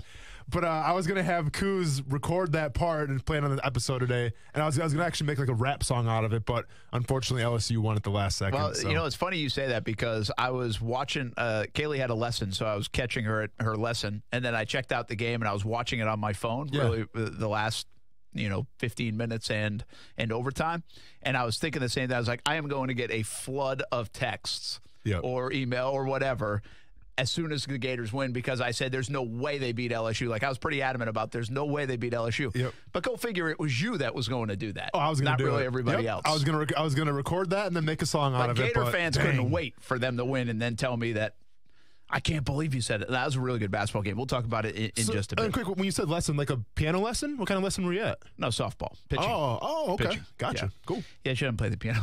Well, I don't know. You said lesson. It could be anything. I think a piano lesson. Pitching lessons. I can't teach her how to pitch. Softball's weird like that. Oh, I feel like you blow out your shoulder in a heartbeat. No, it's better for your shoulders than real baseball. I'm not much of a... Than real baseball, than baseball. I gotcha. Okay. By the way, my buddy John Hay says, bad accident on Heckscher. So if you're traveling, heading toward Heckscher and 95, traffic backed up for at least 7 miles coming from Amelia. So obviously this is going south, coming from Amelia. So if you're going south, Heckscher and 95, that's your ESPN 690 traffic alert, courtesy of my buddy John Hay. Thanks for letting me know that. And prayers up for that, whoever's involved in the accident. Hopefully the traffic clears out in the next couple minutes. But until then, we'll try to keep you entertained here on ESPN 690 by not talking cereal, instead talking a little bit about the NBA and LeBron James. All right, hands down, no chance ever happen LeBron James better than Michael Jordan. Absolutely not. Michael Jordan will forever be the GOAT. I can walk out of here right now feeling confident about that statement. I can leave right now if you want me to. I can just get my stuff and I'll chalk the deuces, because there's no way LeBron's going to ever be like Michael Jordan. I'll tell you that right now. Did you see the graphic today, Kuz, Driving Dish podcast? Kuz got a little attitude to him with that comment. No. Did you see him put his headphones on like that? Yeah, I feel like Kuz got something you want to say here. Kuz was like, let me join this conversation. Let's go, Kuz. What do you got for me? You taking LeBron? They are different players in terms of production, and we've talked about this. Michael Jordan is the scorer. He's the guy. He's the GOAT when it comes to getting that final point that you need. LeBron is more team friendly, where he's up there for assists too. He's up there for points. So, and probably up there for rebounds. I'd have to check where he is all the time for rebounds, but he's up there for all of it. And so it's a different approach to the game, essentially. He might be the all-time scoring leader when it's all said and done. He will be top 10 in assists when it's all. He already is top 10 assists. He'll be top 5, I think, in assists when it's all said and done. And I think he has a chance to crack the top 15, if I'm not mistaken, in rebounding. He's got like 9,000 rebounds, and it's just to get into the top 25, you have to have like 11,000, I think. So he's got a long way to go there. Kuz, one player's been the steals leader for 3 years, and one player hasn't. Care to take a guess who that player would be and who isn't?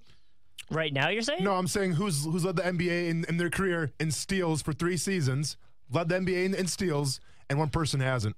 I'm assuming you're talking about Michael Jordan. I'm just assuming you're talking about the best basketball player of all time. Yeah, Michael Jordan, that is correct. I love how now we go from, when you do this debate, you talk about Jordan, right? He's the killer instinct, assassin kind of scorer.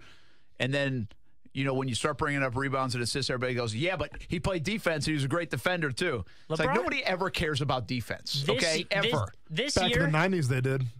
And that's the other part of it, too. It's just the pace of play in the games, the amount of three-pointers being shot. Even if you go back 6 years, and, you could probably find the number 1 or number 2 team in the NBA for most three-point attempts per game, and it's probably towards the bottom of the league now. That's how different it is. Oh, it's totally different. But I think, listen, Jordan was a tremendous defender.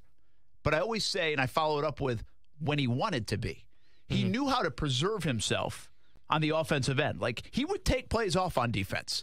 He wasn't in your face, get after it on defense every play. I feel like you could probably say the same for LeBron. No, absolutely. Yeah. That's my point. That's what I think is a little bit when you bring up how good of a defender Michael Jordan is, I also remember him taking a lot of plays off, and we forget that because I think he had to. He was playing minutes. It's part of your game. You have to preserve energy if you're doing most of your work on the offensive end, and you need to create separation. These guys were smart like that. LeBron's been smart James like Harden. that. I mean, James Harden is known for being bad on defense because, and I think a lot of it is because he knows he has to be the go-to guy on offense as well. And I also think what's funny about LeBron, and I don't think he's a bad defender. I do think he takes time off, too. I mean, heck, there was a play last night. He was totally cherry picking at the other end of the. I felt so bad for. I think it was Hart who got back on defense, got an awesome stop on a breakaway layup, and then nobody was there to help, and then they got the rebound and scored. Yeah, but what I wanted to say about LeBron on defense is, I don't think he'll go down as somebody like people won't talk about LeBron like they do with Michael Jordan on defense, but one of his top 5 signature plays will be the block. That's what I was just about to say on Iggy. Yeah, I mean that will be one of his top 5 plays of all time.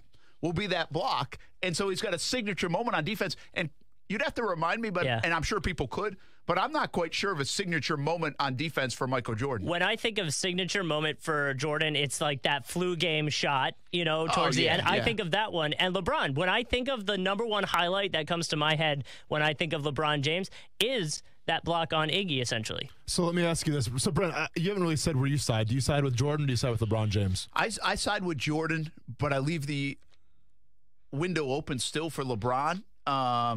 Statistically, I think what's going to end the day, LeBron now to me has no chance to catch the 6 titles. And that's what I think that's, and I'm not, listen, I grew up loving Dan Marino. I'm not a guy that says you've got to give me the rings to tell me you're the best. I think Dan Marino's one of the greatest quarterbacks of all time, and he never won a ring. So I don't think that, but when you have these discussions, like when you had Montana and Brady, the ring kind of feels like it puts you over the top when you've got guys close together. Well, that's what I'm saying. Say Tom Brady only won 3 rings right now. Are we really going to call him the GOAT? Because LeBron only has 3 rings. We wouldn't. Yeah, we wouldn't. And that's my point. I mean, now listen, he's got time to win another 1 or 2, but he's not getting to 6. MJ's got 6. But if he separates himself, I don't care about who's better. They both have changed the sport. Yeah. They are both that good. But I saw a stat that, Pat, if you look at points, rebounds, assists, and field goal percentage, LeBron's better than Jordan. I mean, you're talking about 4 main categories. LeBron's better than Jordan and still has 3 or 4 years to play. I mean, I agree. That's pretty damn good. It doesn't make any sense because one could say, well, Wilt Chamberlain had some of the craziest numbers of all time, but no one's going to ever mention him as one of the greatest to play. My buddy Sam Jones, and that's a name drop, played for the Celtics for all those times, won championships. He says, the greatest player ever is Bill Russell. He won like 11 titles. True. He did. Hey, more of this coming up next on ESPN 690, plus some balling and falling. Action Sports Jax with Brent Martineau on ESPN 690 is brought to you by Best Bet Jacksonville and Orange Park. It's time for another shout-out to all the North Florida poker fans. This is Allie McDeal from the Best Bet Poker Rooms in Jacksonville and Orange Park. Both Best Bet locations are introducing Fortune Pai Gow. Come check out the newly revised Pai Gow games in the pit. With a single $5 bet, you could walk away with $25,000. Come try your hand at one of our fast-paced Pai Gow games, where there's no experience needed and tons of fun to be had. For more detailed information, visit them on the web at bestbetjax.com. Come play. It's hard to beat that new car smell, especially when it's a brand new Hyundai. Hey everybody, it's Brent Martin of Action Sports Jax, and I think we could all agree there's something to that new car smell you just can't beat. You also can't beat the exceptional service at the new Jenkins Hyundai of Jacksonville. It's a brand new dealership here in town, and my friends at Jenkins Hyundai of Jacksonville live by giving you the most superb car buying experience you can get.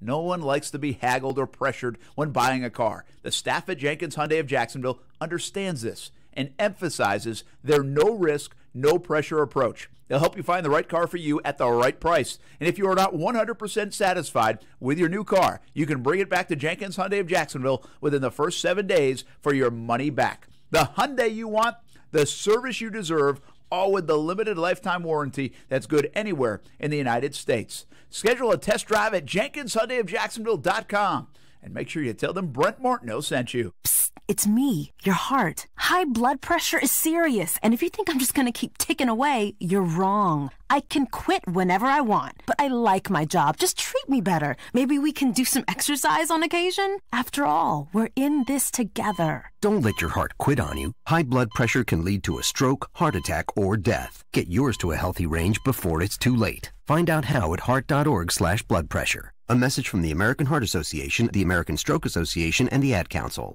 Hello, it's me, the designer jeans in your closet, the back of your closet. What am I doing here? Would you keep caviar in the back of your fridge with the ketchup and old milk?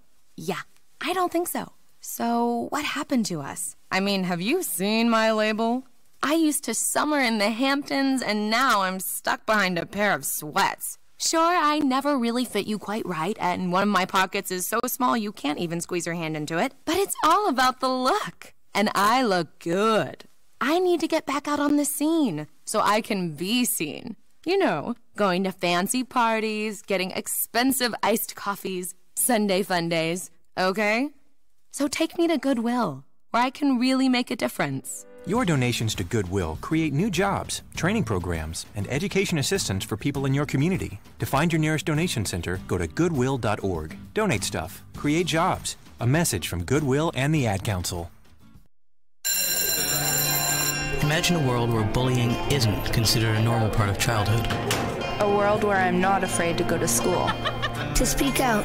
To be myself. Loser. A world where I'm not afraid to be caught alone. Come on, punk. We have the power to stop the bullying. Speak out. Speak up. Educate. Find out what to look for and how you can make a difference at bullying.org. Bullying is not kids being kids. It's not about good homes or bad homes. It's not a normal part of growing up. I shouldn't be afraid to get on the school bus. To turn on my computer. Message. Or walk to my locker. Did you know that a bully will stop his or her behavior in 10 seconds when their peers speak up? Use your voice. Hey, leave him alone. We have the power to stop bullying. Find out more at bullying.org. Bullying.org. Where you're not alone. Where you're not alone. Where you're not alone. Now you have a bunch of young guys who found out we were all on the trade block. Now that trade didn't go through, so I agree with Magic, and you got to put on your big boy pants, but we all don't know how everybody's going to deal with it. Golic and Wingo, weekdays from 6 to 10 a.m. on ESPN 690.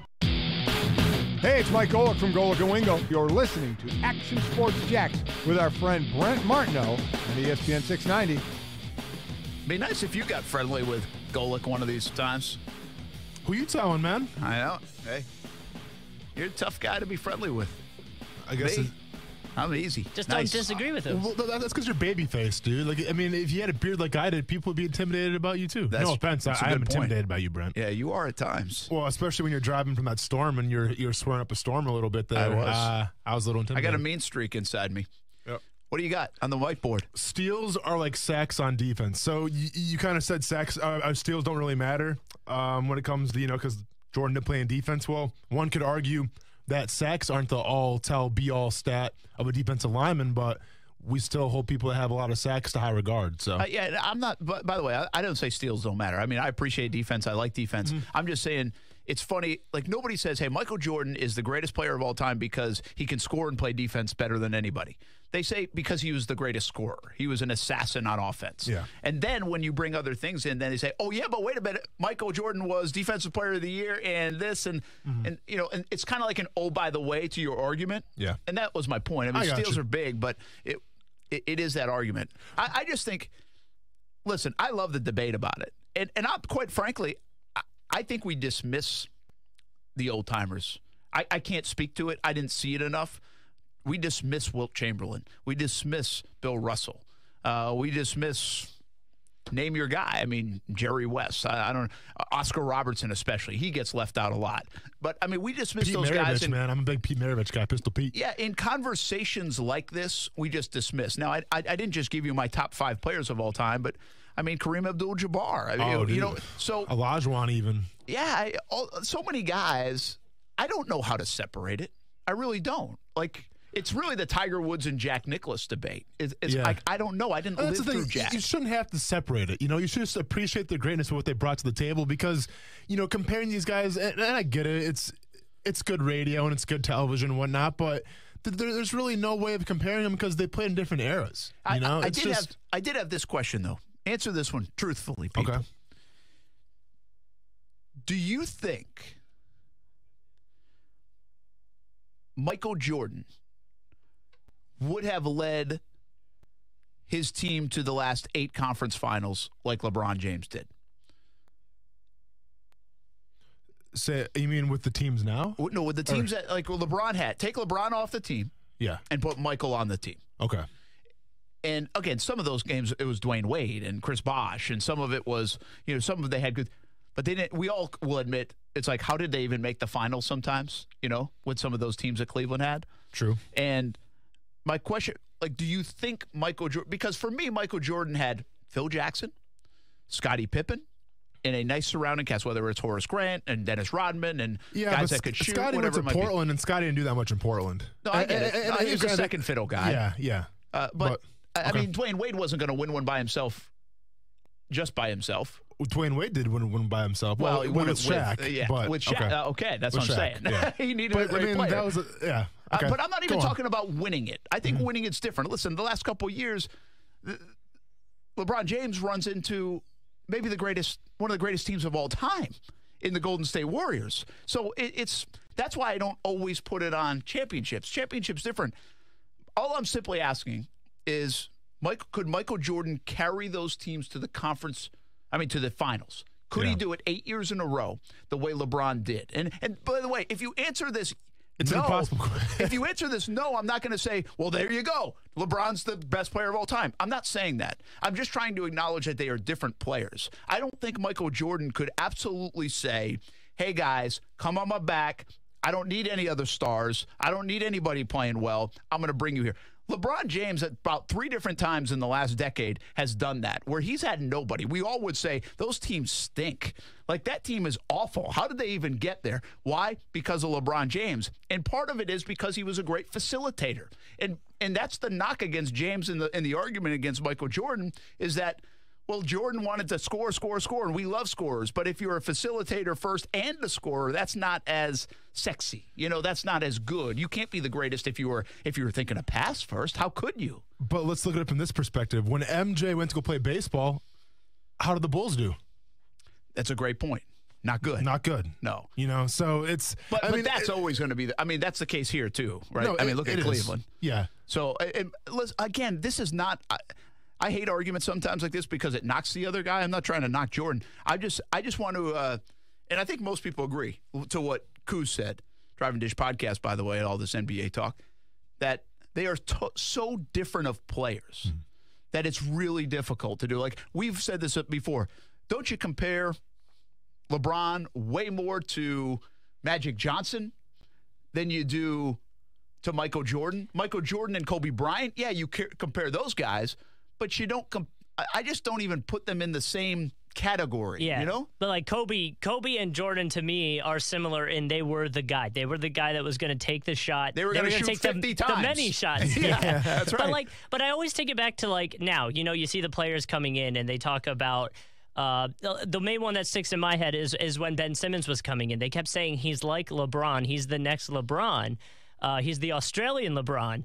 And you look at his stats, I think the other night he only scored 15 points, but he also had 8 or 9 rebounds and then 12 assists. That's more of a LeBron player to me, where it's you're going to fill out those main spots, but you're not going to be and maybe, Ben Simmons will go off for a night and LeBron will go off for a night and have a 30-point game, but you don't really expect that many points from them every night like you would a James Harden, a Kobe, a Michael Jordan type stuff. Let me ask you guys this question so we can get it to a new topic here. Who do you think makes his teammates better, though, from a winning perspective? You think MJ or LeBron? Because you remember hearing stories of MJ where him and Steve Kerr got into it a little bit because Kerr wasn't playing up to his full potential. What other superstar could get Rodman in line and, get his best performances, in the NBA Finals and stuff like that? So I'm talking just from a leadership perspective, from a reach your full potential perspective. Would you rather have LeBron or MJ on your team? I wonder how, and maybe this would sway my opinion, I wonder how alike Kyrie is now to when he was younger. Because when he was with the Cavs, he was vocal, but only at the very end, and he kind of seemed like he was in line, where now it's like it's a dumpster fire. Like, I don't even know what that guy's going to say any night. So I wonder if that could be the counter-argument to say, well, LeBron was able to get Kyrie in line and Kevin Love in line, although Kevin Love is more of a quiet type player, but... You know, J.R. Smith was real quiet once he made it onto the Cavs. And he was, I mean, he got in trouble for untying or tying someone's shoelaces in New York. So, you know, I wonder. I think both players have examples, but, I mean, you'd say right now LeBron's having really bad leadership examples with the Lakers. Yeah, I think now's a tough time to ask that question because they're having a lot of issues. But I think both guys do have issues at some point. There's jealousy that becomes there's like, hey, I can't be as great as I think I am if I'm playing with these guys. That was the whole Kyrie thing, right? He's like, I'm ready to be a star, and I can't in the shadow of LeBron. I'm always going to play second fiddle. Right. And I'm not saying Kyrie Irving was wrong, but I think everybody believes that. Scottie Pippen, I think, handled that pretty well. Now, there wasn't the social media and the buzz and all that stuff. Close. Now, Scottie Pippen may not have handled it as well as we all think. That's the other thing, But perception-wise, he feels like he did. I haven't seen this before. That's a great question, I think. But I have not seen a story done, or maybe I just haven't looked on it, and someone has probably done it. And maybe it'll take 10 years to do it. But to ask all the teammates, who would you have rather played? You know, who would you your question? Who makes you better? Yeah, LeBron or Michael? And I mean, I would just think from a facilitating standpoint, LeBron makes you better. He draws so much attention, and he's always looking for you. The other thing Michael Jordan draws so much attention, but he's always looking at the rim. Yeah. See, to me though, it's like Michael Jordan be like Peyton Manning, where you respected him. Like, he may not have been the best teammate per se. He might have held you to a higher standard, but his game is so great that you're going to play for the guy because you know you're going to win. Well, and I think that I think they appreciate LeBron that way too, though. Yeah.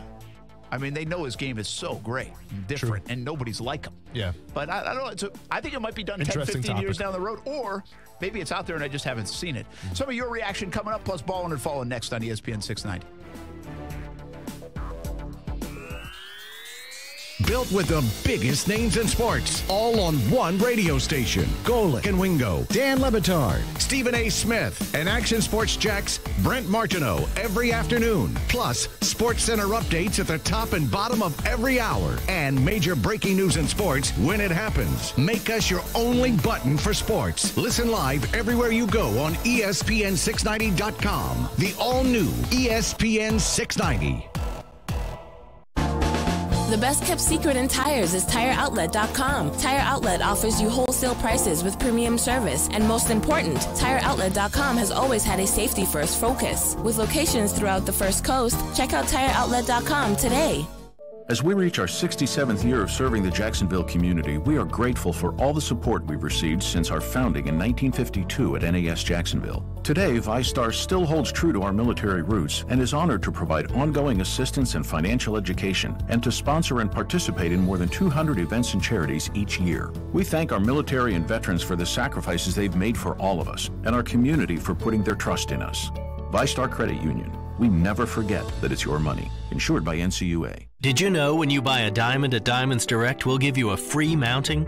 Yes, a 14-karat gold solitaire mounting at no charge with any diamond purchase. Now that's value. Or if you want to take it up to the next level, Diamonds Direct also has a fantastic selection of affordable halo, pave, vintage, 3-stone, and other popular mountings in white gold, yellow gold, rose gold, and platinum at the guaranteed best prices, period. Or maybe she wants a designer ring, like the one she sees in the bridal magazines. Well, Diamonds Direct has those too. In fact, we are an authorized retailer for all the top designers, like Tacori, Verragio, Simon G, Michael M, Henry Dossi, and dozens more. These are the finest handcrafted rings made right here in America. So it's your choice. If you want a free mounting, we have it for you. If you want a designer mounting, we have it too. And everything in between. Over 5,000 ring choices for every style and every budget. And if that's not enough, we can also custom design your ring. Diamonds Direct, for the ring of your dreams. At the markets at Town Center between West Marine and REI. Baylor at 13th ranked Kansas in their final game before the Big 12 tournament. Here comes Kansas. Launch to the rim, and it is thrown down. Saturday at 1:30 Eastern on ESPN Radio and on ESPN. You watch Action Sports Jax on CBS 47 and Fox 30. Now Action Sports Jax is on your radio. Broadcasting live from the ESPN 690 Anajar and Levine studios, here's your host, Brent Martineau. Any interest in bringing Andre Branch back to Jacksonville? He got let go? Looks like he's being cut, according to reports from South Florida. I don't see it. I mean, if we're being truthful, I don't see it happening. No, I don't either. I mean, that was kind of a meh. You know, I don't think Andre Branch bad guy or anything. I think it was a weird relationship at times with the fans. The windmill, of course, the celebration when even down 30 or one of those type of deals. But I think I don't know what he did in Miami. I thought he had a pretty decent little stretch down there, like better than people thought he would be. I think people thought he would go down to Miami and be like, good, take him. He stinks. And he hung around there for a few years. Cheap option as a backup? I mean, cheaper option? Did you see who else got signed today that I was a little disappointed for the Jaguars for not getting? No. Oh, yeah. Well, shout out to Matt Overton getting his money, long snapper. Nick Boyle. Oh, yes, that's right. Ravens got him. And that was a guy I broke down that the Jaguars should bring in for tight end. 3 years, $18 million. So that's about $6 million a year, if my math is correct, which not a bad – I mean, it's not a bad Was that more get. money than you thought it would be? I mean, that surprised me, the contract for Boyle. I mean, maybe he's under the radar for me. I mean, hey, Ravens, can we at least have one tight end? I know. They've got Hayden the market Hurst, cornered on it. Mark Andrews, you got to assume Max Williams is not going to re-sign with them. There's no way. But, can we get more? I mean... Well, I also wondered to a degree what it says about the local guy, Hayden Hurst, and what it says maybe about Mark Andrews. Did they not love them to the point where they said, hey, let's keep this guy too? We don't know about the future with these guys. Well, the thing with Nick Boyle is the fact that he's a great blocking tight end in the run game. I saw Adam Schefter said... Isn't he did I see a stat today where he has no touchdowns in 48 games? No, I think he had maybe 1 or 2 last year, if I'm not mistaken. Oh, did he? Okay. Yeah, but Schefter reported that one NFL scout said it's the biggest...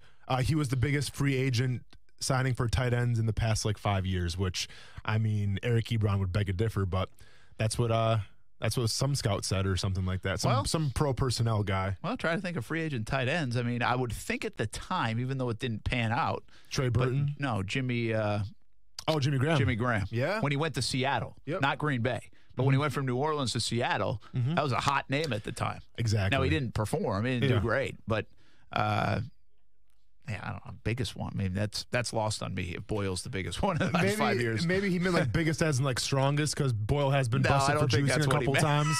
I'm just saying. That's what he meant. Okay. By the way, back to our Andre Branch. I told you, in Jacksonville, in 2012, he had a sack. 13, he had 6 sacks. Pretty good. 2014, 3 sacks. 2015, 4 sacks. He goes to Miami. 5.5 sacks his first year. 4.5 sacks his next year. And then a sack and a half last year. That's it. He's been a durable player. He missed 3 games his first year. He did miss in 7 games. But then after that, he's played almost the entirety every season. So he's been pretty durable. And again, I'm not sitting here telling you that Andre Branch is this unbelievable player. He's going to be 30 years old. I don't think they're bringing him back. I'm just saying for a cheap option flyer kind of guy in a pass rush situation where, again, the Jags don't have a lot behind Yannick Ngakoue on that. They just don't.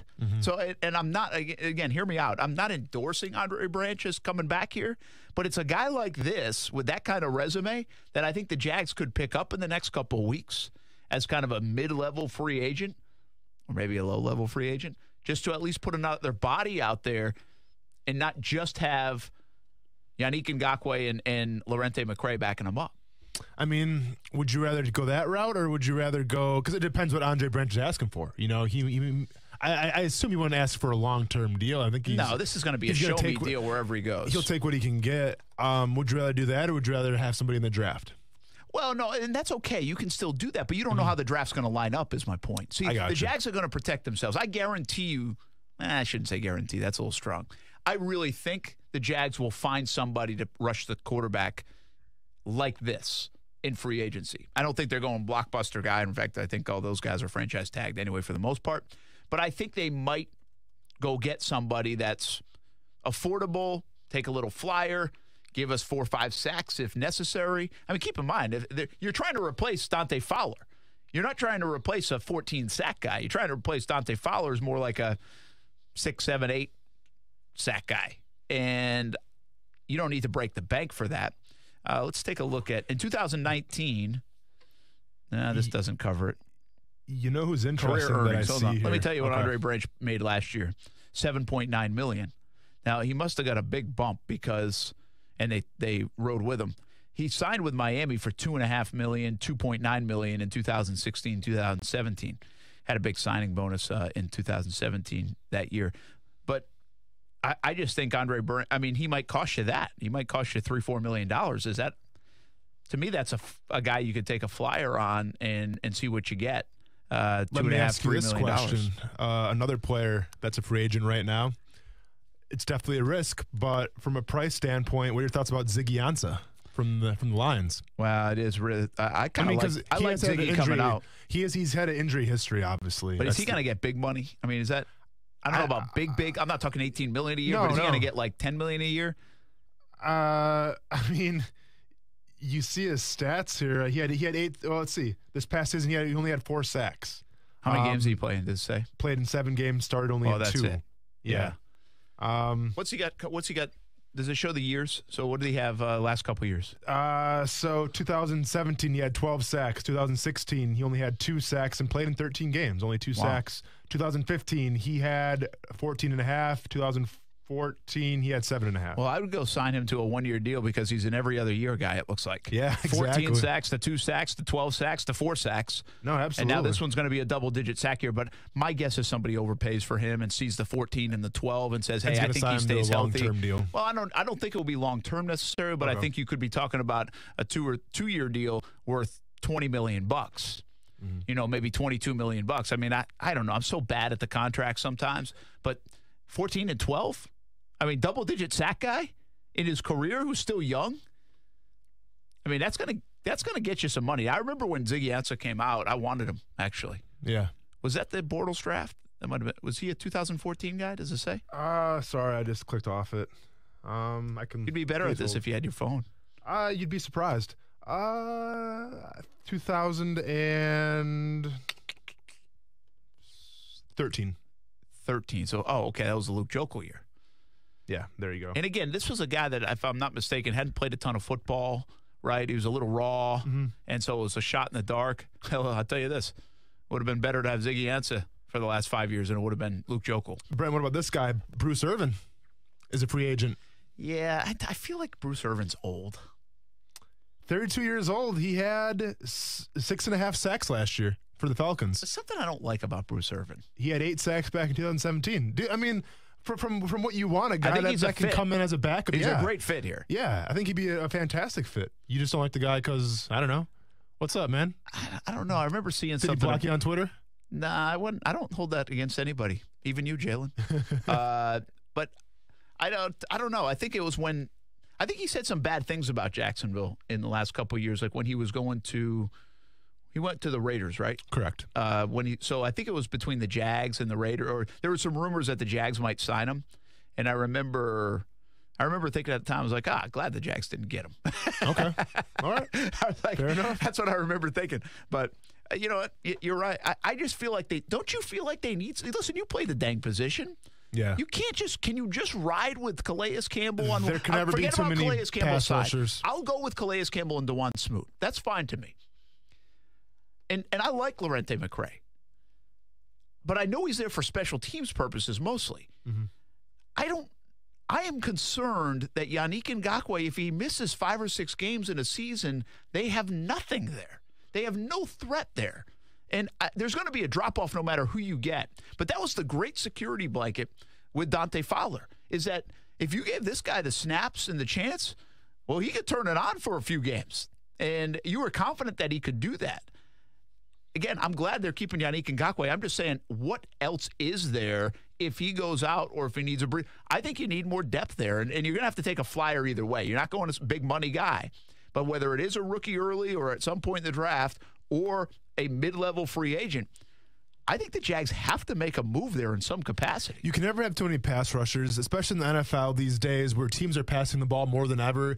You want to have as many pass rushers as possible because you want to have that luxury of maybe putting like a speed guy, at the 3 technique when he can pin his ears Lightning back and package, right? He can pin his ears back and go get the quarterback. That was a Gus term. No, you're good. But yeah, a guy that can pin his ears back, and that's why it makes me nervous when I'm seeing all these mock drafts saying that the Jaguars should take another defensive tackle, because while if we get Oliver from Houston, that'd be fantastic. Oliver's going to be a good player, I think. But we have Campbell, we have Darius, we have Avery Jones. We don't need another 3 technique. And Taven Bryan. And Taven Bryan now too. So we don't need another 3 technique. We need a pass rusher. So if we do get an edge rusher in the draft, maybe first round even, I wouldn't be that upset about it. I would get it. But I can't co-sign taking a 3 technique. I just can't do it. I'm sorry. And always keep in mind and corners have come into this conversation a little bit, but keep in mind the formula for picking in the top 10, basically the lottery section of the draft, is to pick quarterback, offensive line, meaning tackles, or pass rushers. Mm-hmm. That's the formula. Well, and the formula is too, you're picking a guy that can come in and play right away, unless he's a backup quarterback or whatever. But usually you want him to play. Yes. Yeah. But listen, a pass rusher, he's going to play 30 snaps a game. Mm-hmm. So he played 50% of the defensive snaps, even behind Yannick, right? Maybe 25 to 30 snaps. I think it kind of depends who they're playing, honestly. But if you're playing a team like, I don't know, like maybe the Chiefs or something that are passing a lot, the Patriots, then definitely you're getting some reps. Everybody's passing now. Yeah. So I agree. I just think they have a void there. And if they could get tremendous value, I'm with you. If they take an interior defensive guy, I'll be like scratching my head. But if they take a value pick at number 7 because somebody slipped down to him and 2 quarterbacks went ahead in the top 6, and they don't love a lineman and they think they can get one in round 2 or 3, I'm all for the edge rusher. It feels weird to say, but I'm not against it. Taking a 3 technique in this up-and-coming draft, the first round, proves that this past draft last season was a mistake to take Taven Bryan. Oh, that would. That's all it tells me. That would. Hey, a little ballin' and fallin' coming up next, plus some Gator Talk next. Action Sports Jax on ESPN 690 gets you close to the action. Hey, everybody, this is Brent Martineau, and it's Action Sports Jax on the road on ESPN 690, live from the NFL Combine in Indianapolis. With the Rams cheerleaders here in Atlanta, you guys gonna go to the aquarium or anything? Live from the Super Bowl in Atlanta. With John Franklin Myers, the former Stephen F. Austin Lumberjack, going from Orange 40 man to the Super Bowl, man. I'm proud of you. Live from Daytona International Speedway at the Daytona 500. This is ESPN 690. Hey, everybody, this is Brent Martineau, and if you're looking for something to do for dinner tonight, I've got an idea. Family owned in Jacksonville for more than 40 years, fresh ingredients every day. That's what Renna's Pizza was built on, and that's what Renna's Pizza delivers. A menu to satisfy the entire family tonight. Fantastic pizza, fresh salad, and Italian favorites like lasagna. There's a Renna's Pizza near you. Marsh Landing, Bay Meadows, Argyle Forest, San Jose, and the newest location in Neptune Beach. Be a part of the family and get dinner tonight at Renna's Pizza. Are you ready for a new job or career? If so, join Job News Wednesday, March 13th at 10 a.m. at the Prime Osborne Convention Center as Job News, along with sponsors Ally Financial, Gate, and Cox Media Group, will be hosting a huge job fair. Dozens of companies hiring for hundreds of positions in management, customer service, retail, warehouse, call center positions, truck driving, insurance, financial services, collections, sales, healthcare, security, and much more. Log on to jobnewsusa.com for more information and to pre-register for this event. Meet with some of the area's best companies at the Job News Job Fair Wednesday, March 13th at 10 a.m. at the Prime Osborne Convention Center.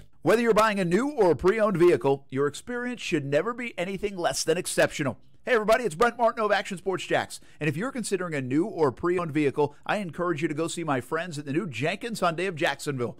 I'm so impressed with how they treat their customers. They're good people. No one wants to be haggled or pressured at a car dealership. And my friends at Jenkins Hyundai of Jacksonville understand that. And they emphasize a no-risk, no-pressure approach. Their team will get you into the right car at the right price. And if for any reason you are not completely satisfied with your new or pre-owned vehicle, you can bring it back to Jenkins Hyundai of Jacksonville within the first 7 days for your money back. Take it from me. We drive a Hyundai in our family, and I encourage you to visit JenkinsHyundaiofJacksonville.com to schedule a test drive. And you, too, will be impressed at how they treat the customer. Exceptional service at Jenkins Hyundai of Jacksonville. When you get to the Jenkins Hyundai of Jacksonville showroom, make sure you tell them Brent Martineau sent you. From Daytona Beach to Brunswick, now ESPN can be heard loud and clear everywhere on one of the most powerful AM radio stations in Florida. Listen live everywhere you go on ESPN690.com. This is ESPN 690. Now, back to Action Sports Jax with Brent Martineau on ESPN 690 and ESPN690.com. Proofreading the magic whiteboard as we speak. What's it say? Do you need your headphones to talk? I mean, No, I the don't. mic works without your headphones. Yeah, I know. You're a freaking mess right now. A mess. Well, I'm trying to get the whiteboard up to the camera. So, Brent, go ahead and take it. Wait, talk into the microphone. Sorry. The late worm doesn't get eaten by the early bird. Yeah. I added a word. I The forgot late the worm get. doesn't get eaten by the early bird. Yep. Late worm. I like the late worm. I'm a late worm guy. Are you a late worm guy? Listen, there are positives to being late sometimes. I feel like you're never late because you're always. You're always in the building. You're always doing something, so you can't be late. I appreciate that very much. You're by the welcome. way, this isn't like me. Hope just, your bosses are listening. This isn't me when I'm late. I try to tell people this isn't me just trying to disregard time or lack of respect for time or just playing on my phone. It's usually because I'm doing something else. Yeah. But I have this incredible streak going, knock on wood, on the show where I've made it to everyone on time. I mean, should I be nervous that one day you're just going to be late and you I should have to take absolutely. over? No, Okay. because yesterday was a great example of it. See, I'll make some bad decisions at times when it comes to time. Okay. So I was telling you about yesterday, the meeting. I really wanted a Smoothie King. Mm-hmm. I'd say like lunch was going to be the smoothie from Smoothie King. And I was in a meeting at 2, but I got held up in another meeting. See, I was late to that meeting, but I was in another meeting. And it's a good excuse. That's a decent excuse in the building. So I got there a little bit 2:07 instead of 2. That meeting ends up running long. But I was definitely considering at 2:42, if I had got out of that meeting at 2:42, to still trying to make it to the town center and back. No way that would have happened. But I would try it. See, that's what happens to me. Like, I will try it, and I was willing, in my mind, I was willing to text you and say, hey, just to let you know, I might be like 3 minutes late. I will be 3 minutes late. I am willing to go there. And that's I don't know if it's an epic flaw, but it's definitely a character flaw for yours truly. Well, I just want to tell you, if you have to take that epic flaw, if you have to take that risk and go get a smoothie, because you are a smoothie junkie, I know you. I will gladly take over the show till you come back. I can't say the same about Kuz. That kid's a wild card, but I think we could hold the show down as much as possible. He's not even paying attention. He's not paying attention. But it is funny though. So do you remember when you left for the combine? Like, did you listen to the show after you left? Oh yeah, I listened. Oh yeah, he messed up the segment. I know you were calling about left and right. Well, it was bad. Great. It was bad. I mean, it wasn't even like 1 second. Yeah, like it just immediately the derailed. First thing, literally gave us the keys. We crashed the car out of the driveway. Yeah, basically. but what you got to do here's the thing. The little catch of this. I experienced this a lot in television, especially early in the career. I'm taking notes now. Hit me with it. Like so, in TV, when you start in TV. I would say not just start, but probably for like 3, 4, 5 years for me. I would watch every show back. I would always watch the show. Not because I wanted to see myself on TV, but I really wanted to see, okay, what can I get better at? No different than you watching a game tape. True. In many respects. Mm-hmm. And like out there on set early on, I'd be like, oh, man, I screwed that up. Oh, the heck. Kind of in your head. Like, and then you go back and watch it. Like, I can't believe I did. I can't believe I said, I just read the damn prompter, you moron. Yeah. And so then I would come home. I'd be like, Steph, you see I screwed that up? Didn't even notice. She'd be like, what are you talking about? Yeah. And then what are you talking about? Like, what do you mean? You didn't see that? Like, how can you know? And so I realized in TV, I was like, people don't know that you're messing up at sometimes. Sometimes they're going to know. Mm-hmm. But in normal conversation, if we're sitting at a bar, and by the way, like TV and radio is supposed to be conversational. That's the goal, is to be conversational. That you're not going to always say everything. Articulate everything without messing up a sentence. Mm-hmm. So I learned kind of early on, I was like, you know what? If you mess up, just keep moving on. Mm-hmm. Now, there's once in a while that you can go back and correct yourself and kind of have fun with it. So you got to pick your spots, like when you can mess up and have fun with it. Kind of like Big Loose Balls. Right. Fan favorite of the show already. Last week.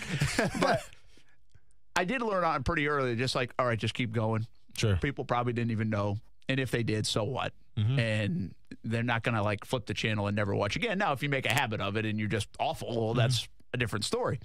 So my advice to you guys would be, don't tell everybody that you're messing up all the time during that half hour that I left. And nobody would probably even know. Fair enough. See, I just like making fun of Kuz more than anything. That was Brent. a long way away. That was a long way to tell But you no, that. man, Just hey. move on. Just keep going. All those little boys and girls listening right now trying to be broadcasters in the future, they're taking notes. I'm taking notes. So, yeah, dropping some knowledge on this, Brent. See, Nothing wrong with that. Well, like earlier in the show. See, that's why I like, what's the one show ESPN does where they had like Stat? No, it's not Stat Boy. We have Stat Boy. But the stat corrections, the air corrections. Like the corrections, right? Pardon the interruption. Does Pardon the Interruption do that? Yeah, they do. Do they still do that? Yep. Okay. So well, I haven't watched it in a while, but I think they used to do that. Yeah, what's his name that hosts? It's not Max Kellerman, the newer guy. Yeah, that hosts the other show. Yeah. Around the Horn. Tony Reale? Tony Reale? Yeah. So he used to be the guy, right? Yes, correct. So I kind of like that they would come back and make the correction. Yeah. So this is a good example of it. See, we just let the conversation go 2 segments ago when you were talking about the Gators and you said, yeah, they were coming back in the fourth quarter. Well, in college basketball, there isn't quarters. There's halves. So I just let it go. I appreciate it. See that? Yeah. So I feel like Twitter is like our own little Tony Reale. Like Twitter's going to let us know about it. So we're all good. Kathy is going to let us know. Kathy let us know about it. Kathy is our Tony Reale. Whether you want to or not, you're going to be told. Fair enough. Second half. Forgive me. I genuinely do think, like, when you get into our business, and when young people get into business, you are really worried about messing up. And you're like, got to be perfect. Like, you got to be this robot. And people aren't that way. Like, so the more you're in the business, like, you just have fun with messing up. Yeah. And you just become, and you just keep going. And you're not going to say, like I said it yesterday, the whole Big Loose Balls things is you're going to say stupid stuff sometimes. I mean, you really are. Like, if you talk enough in our business, you will say stupid stuff. And half the people in their cars right now are listening or watching wherever are saying, well, you sound pretty stupid right now, so move on. Like, get into the sports. Tell us about the Gators or something. Yeah. Hey, I like to give you a little behind the scenes into my life sometimes. It's all good, man. I'm not Ballin' complaining. and falling. Let's do it. Well, we talked about MJ today. I'm going to bring it up one more time. Ballin'. The Chicago Tribune is protecting Chicago's greatest export by throwing a little shade towards the NBA world. The headline article as follows: as LeBron James obviously passed up Michael Jordan for the 4th career on the scoring list, the article reads, LeBron James, who has been swept out of the NBA Finals twice, passes Michael Jordan for the 4th on the career scoring list. Little shot fired there, I feel like, because they started out with saying he's been swept twice out of the finals. It's like, you don't Chicago need that. That was not necessary. Nah. But hey, yeah, you got to protect your own. Props to the Chicago Tribune, man. Yep, got to protect your greatest export. Good work by them. I'm going to do an easy ball-in today, and just really to kind of help at least spend a couple minutes on it, and that is UNF Ospreys tonight in the A-Sun semifinals. They've been balling. They've been the best team in the A-Sun in the last, month. 7 straight wins. They go up to Liberty, a team they just beat, where that epic call came from, actually. And they'll go up to Lynchburg and hopefully get a win. If they do that, they have a chance, an outside chance, to host the A-Sun championship game on Sunday at 3 o'clock because they reseed. So let's hope for a UNF Osprey win. Nice. A Lipscomb loss to NJIT. And if that happens, the Ospreys would have a chance to go to the dance right here on Sunday at home, and they would be the favorite to do it against NJIT. If the Ospreys win tonight and Lipscomb wins, they'll have to go to Nashville and try to beat who I think is the best team in the league in Lipscomb. So say that the Ospreys pull off a miracle and they win the whole tournament. Do you think another team gets taken from the conference or not? That's a really good call. I don't think Lipscomb will get in. I don't. Okay. But I've argued before, just like your guy, John Morant and Murray State, I think they should. With the way this is this year, I think taking 17, potentially, I still believe, we're going to get to the conversation, but I still believe Florida's in this thing. And I think taking potentially a 17 or 18 win Florida team, I'd rather have a 25-win Murray State or a 25-win Lipscomb. I mean, Lipscomb beat TCU at TCU earlier this year. I mean, what else you want them to do? Yeah. I know what you want them to do. You want them to win the league. But the league is decent. Basketball. It happens. You know? And I just would rather see a team like Lipscomb in the tournament than see a team like Florida. And that's not because I don't like Florida. And I think Florida plays really hard. I just think the outcome's probably pretty similar, right? I mean, Florida's not going anywhere.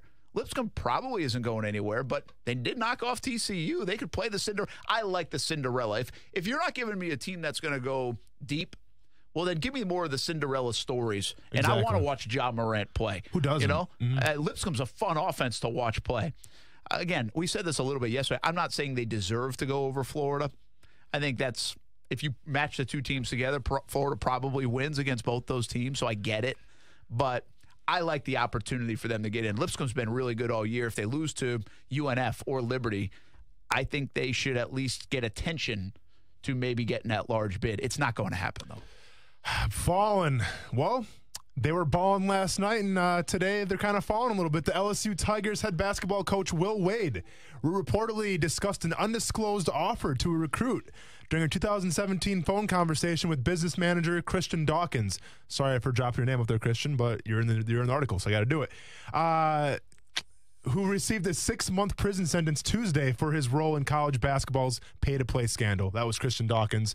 Coach is talking to him. Not a good sign for the coach of LSU basketball. You know, it's a fascinating discussion. We just don't have enough information yet on all this stuff. We're getting more and more. But the FBI doesn't mess around, and the FBI doesn't get involved unless they have stuff. And they've obviously have stuff on some folks. But where does this lead to the Arizonas and the LSUs and those kind of teams in terms of their head coaches and their basketball programs? I'm all for cleaning up college basketball. I think it's a disaster the way it is right now. I really do. And I think it's unhealthy. So we'd have to go through a period of time where it's going to look bad and not be good. But if on the other side of it for the next, in 3, 4, 5 years, college basketball is better because of it, I'm all for this, because guys have been getting away with this way too long. It shouldn't be like this. The Cinderellas I talk about, I think, do it the right way. They have to do it the right way. They have to do it the right way. To do it. And there's people that do it the right way. And if you are competing against people that don't do it the right way, well, that's unfair. That shouldn't be the case. This is a little surprising. Will Wade, he's done a fantastic job at LSU. But if he's been doing it in a bad way, then, well, he shouldn't be there. If they plan something on Will Wade that's serious, do they take him out before the tournament, or do they let him play the tournament out? It just won't happen. It's too quick. Okay. This stuff all came about last year, right around now, and it didn't happen. My following real quick is Jason Day pulls out of the Arnold Palmer Invitational. Could the Players' Championship be without Tiger, potentially Phil and Jason Day, 3 former champs?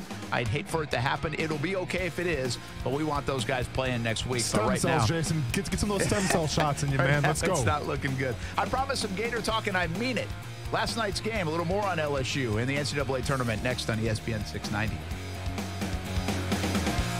They say it should be impossible for bumblebees to fly because their wings are too small for their bodies. But bumblebees don't care. They just fly. Bright Expectations is dedicated to helping our Florida residents with special needs and unique abilities find the resources, support, and inspiration that they and their families need to break barriers and achieve their dreams. Visit www.brightexpectations.com to start your journey today. This message is sponsored by the Florida Department of Health, the Florida Association of Broadcasters, and this radio station. Guys, the secret is out. If you want healthy sex, your body needs nitric oxide. And now you can boost your nitric oxide production faster than you thought possible with Ageless Male Tonight, the absurdly fast formula from the #1 brand in male enhancement. Just take 1 capsule an hour before romantic activity. You'll get clinically tested ingredients that rapidly boost nitric oxide production, and it won't go unnoticed. Rush to Walmart and get Ageless Male Tonight.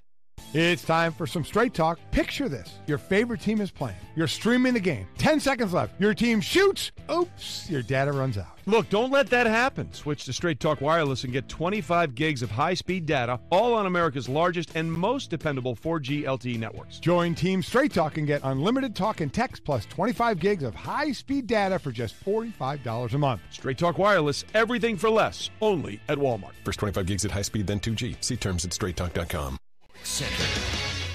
I'm Kevin Winter. LSU head basketball coach Will Wade is on FBI wiretape speaking with Christian Dawkins, an aspiring business manager, about the prospects of landing a top 50 recruit from Baton Rouge back in 2018. And he's also talking about the offers he made to that recruit. The story we're following on SportsCenter, reported by Yahoo Sports. On those phone calls, which took place back in 2017, Wade is on the wiretap, saying multiple times that he made a very strong offer to a recruit. Now, what that offer was, we don't exactly know.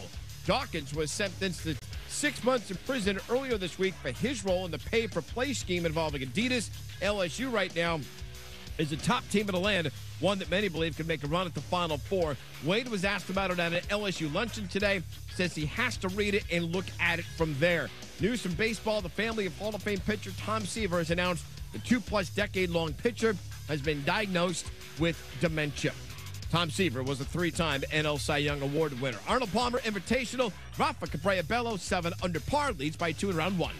The Giant Junior Bacon Cheeseburger is only at Wendy's. Get double the fresh, never frozen beef and 4 strips of Applewood smoked bacon alongside 4-piece nuggets, small fries, and a small drink for the junior price of $5. Available participating U.S. Wendy's for a limited time. Fresh beef available in the contiguous U.S., Alaska, and Canada.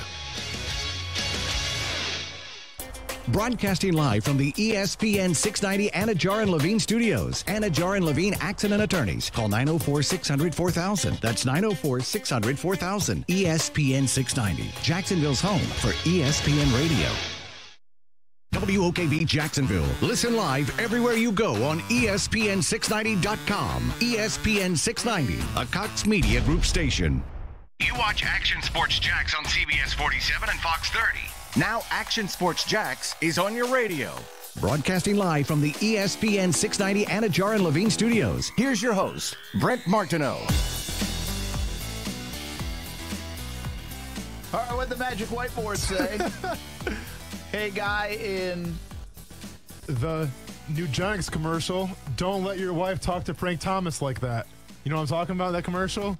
Where they see Frank Thomas and the chick's like, big hurt, more like big hunk, and the husband's literally right there just like laughing with her. Like, dude, that's your wife, man. Stand up for yourself. Yeah, but it's really like, I mean, what is he going to do? Well, but come on. I don't care. Stand up for yourself. Like, his wife is clearly hitting on Frank Thomas. The dude's just like, how cool is this? It's Frank Thomas. Like, come on, man. Let's go. Hey, how about this? We've got, let's see, Nightmare. What does that say, Kuz? We need to get Brent some glasses. I know. I think I might need some. This print is so small. Nightmare Assassin, I'm thinking. Is that what that says? You read funny. Either way, I kind of run it all together, yeah. He says, hell yeah, I had no idea you streamed the show. Yeah, he was on Twitch. And he was on Twitch, though.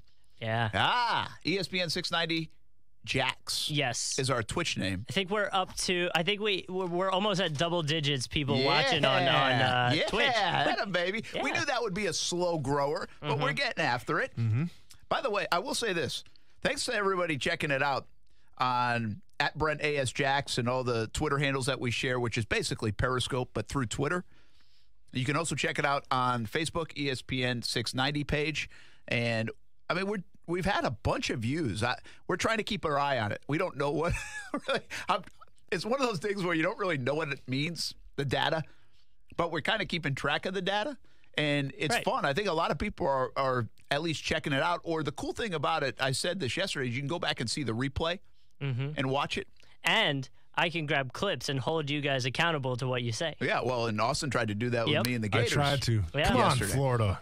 If they had won, you would have seen that. Like we did with Senderic Marks as well. That's right. Senderic Marks checking in yesterday.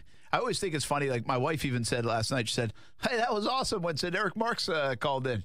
Like she liked that. Yeah. So I didn't know if she likes anything I do. No, that was great to hear about him. I'll tell you what people didn't like was the Blake Bortles comment. Rubbed some people the wrong way. But hey, that's what good media does sometimes. But you got to stir the pot. That's the other part. I had it. I'm like, do I post? Do I tag him in it? Do we what? I don't want to put him on blast, but I got to put it out there. Yeah. He doesn't care anyway. I mean, Senderic's cool about all that stuff. But listen, I appreciate a guy that feels that way. Nobody's saying that. It's taboo to say that right now, right? I mean, taboo or just logical, whatever you want to say. Well, because listen, I died on the hill for a long time, so don't get me back on the hill. No. But I will say but the thing what we do, we're past it in a lot of ways because we're past it. It's good for Blake that it's past it. It's good for, there are people, by the way, that we talk to on social media that still say, what did Blake have to work with? Like they do defend Blake, but Senderic Marks wasn't alone there. There are people that do it. It's a minority. Yeah. But there are people that do it. I think there are the overall thought is people understand that it's probably time to move on. It's that time. It's been 5 years, and it's time to move on. But I do believe there's a big section of whatever looking forward, myself included, that says you better get Nick Foles some help. You better get whatever quarterback some help, because Blake Bortles sure as hell didn't have enough of it. Let me ask you this, though. Do you think the Blake Bortles thing is because he's such a cool guy as well? That people defend him? Because, listen, when Blaine Gabbert was here, it's not like Blaine Gabbert had a lot of weapons either, and no one was defending Blaine Gabbert. No, that's true. And granted, Bortles had one good season, though. Blaine Gabbert can't say that. That's fair. But that's fair. I think Bortles. I just think, I think he's got a great personality. I'd have beer with that guy any day of the week. I think Gabbert had a similar thing, right? Mm-hmm. I think Gabbert had the. You could use that as an excuse. So I think you're right about the personality, and he had just zero success. At least Bortles had some moments. I mean, they were 3-1 last year in September. He looked like he had found something from December to January to everybody was saying, whoa, wait a minute, whoa. Here's this. And then all of it to fall apart. I just think if you're in the Bortles camp, and there are people still in the Bortles camp, and I was in it for a long, long time, I just think change of scenery especially is now gone. Time to go on. And I do think if you have like Nick Foles, I think he's more accurate than Blake Bortles, right? Yeah. I think he's going to make those plays, the easy plays that Blake sometimes struggled with. But I also think Blake made plays that other people wouldn't make sometimes and didn't get credit for it. And there were 53 sacks from this offensive line last year. And that's not easy. And you're without any kind of weapons. And what they proved when they put Kessler in was the offense was broken. Blake, Cody Kessler, Joe Montana. The offense was broken in the last 2 months of the year because of all the problems. So, again, this is not me going to bat for Blake, but I can see why people say, Derek Marks says, I saw this guy go to the AFC Championship game. And if you put stuff around him, and if you're good around him, like the Eagles were good around Nick Foles, this guy can have success. I think that's a fair way to look at it. Now, the reality is the quarterback has to make plays above the X's and O's sometimes. Yeah. And to me, that's where I always fell back and came with everybody else and said, Blake is not the guy that's going to do that very often. If a play breaks down, he can run for a play, but he's probably with his arm not going to make the above the X's and O's stuff. And when you have a ceiling on you like that you're not going to be able to do that, well, you can do better at that position then. And I think that's where the Jags are right now. Who the better is, we'll find out. If they are better, we'll find out. But I do think there's a better option out there, and the Jags are now in a position to try to land that person. And my only argument to the whole AFC Championship game would be, yes, I saw Blake Bortles lead the Jacksonville Jaguars to the AFC Championship, but I also saw the NFL's top-ranked defense make plays all season to get them there. I also saw the running game was a big part of why the Jaguars got there in the first place. So, yes, Bortles was the quarterback of a great team, but, I mean, that'd be like saying, like, well, Trent Dilfer, like when he went to the Super Bowl with the Ravens, I mean, was Trent Dilfer really elite? Was he really the man? People would argue that they had, the running game and the defense. But, no, they do. But don't get me wrong. Bortles did make some plays to get him there. So I'm going to give him the credit. That's for being putting stuff around him is what we're talking about. The defense included was around him. Yes. And I think what we saw, listen, take Aaron Rodgers. Aaron Rodgers in Green Bay had a miserable year. Mm-hmm. When you don't have stuff around you, even if you're a good quarterback, it's hard. Mm-hmm. It's really hard. Mm-hmm. And I think Rodgers proved that too. There's an element that everybody needs some. Foles has admitted that. He admitted that in Philly, even with the success. You think Patrick Mahomes has some stuff around him? Just a little bit. And by the way, sometimes the stuff around him is the coaching staff, is the continuity. And that's something, again, there are excuses for Blake Bortles. There are. And what I always say about Blake, and what I kind of died on for a long time was, I don't believe you throw 110 touchdown passes in the NFL by accident. I think it's a hard thing to do. I think it's a hard thing to do to play quarterback in the NFL. 110 touchdown passes is 17,000 yards throwing the ball, and you can bring up the 1 year of garbage time stuff, that's fine, but the whole 5 years wasn't garbage time. I mean, I saw him do things, and I saw him do good things. The problem is he didn't do them consistently enough, and you didn't know which Blake was going to show up on Sunday. Yeah. And that's not a trustworthy thing for an organization. So I get all of it. But it's still the reason why I believe if he goes and sits behind a good quarterback, Rodgers or a Rivers, I think you're going to see Blake Bortles resurface in a couple years in a pinch hit role and do probably what a Nick Foles did in terms of have some success. Come with me now. I'm not talking about Super Bowl success. I'm saying success. I think he has the experience now of playing in the NFL. He'll learn even more playing behind a guy if he's put in that situation, and he'll have some more success in the NFL. That's why he'll be in the NFL for a long time. Mm-hmm. And the other great thing about Blake Bortles was he's always durable. I mean, he never missed a meaningful snap that they didn't want him to miss, which is a good thing as a quarterback. But by the way, that was somehow we got from I wanted to tell people about the ESPN watch party on Facebook, and somehow we got here. Like, how did this happen? What's even worse is in the watch party I said, let's talk about Gator basketball. Yeah, I know. Sorry. I know. It's just I don't know what happens sometimes. Sorry, Kathy. Deliver teases. Not happening right now.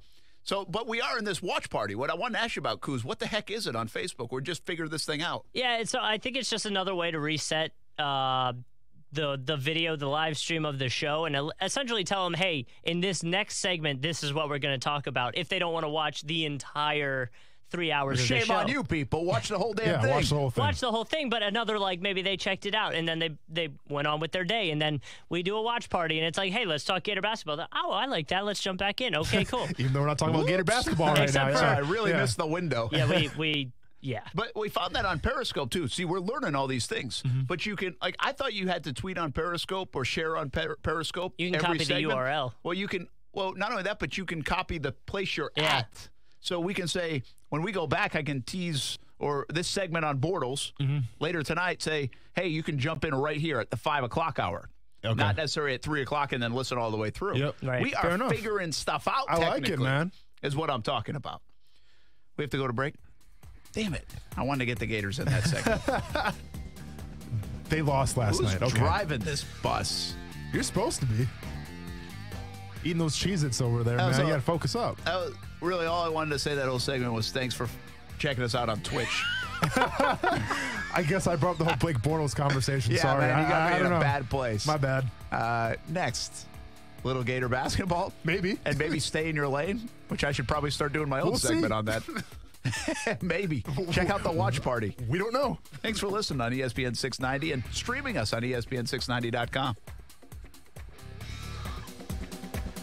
Action Sports Jax with Brent Martineau on ESPN 690 is brought to you by Best Bet Jacksonville and Orange Park.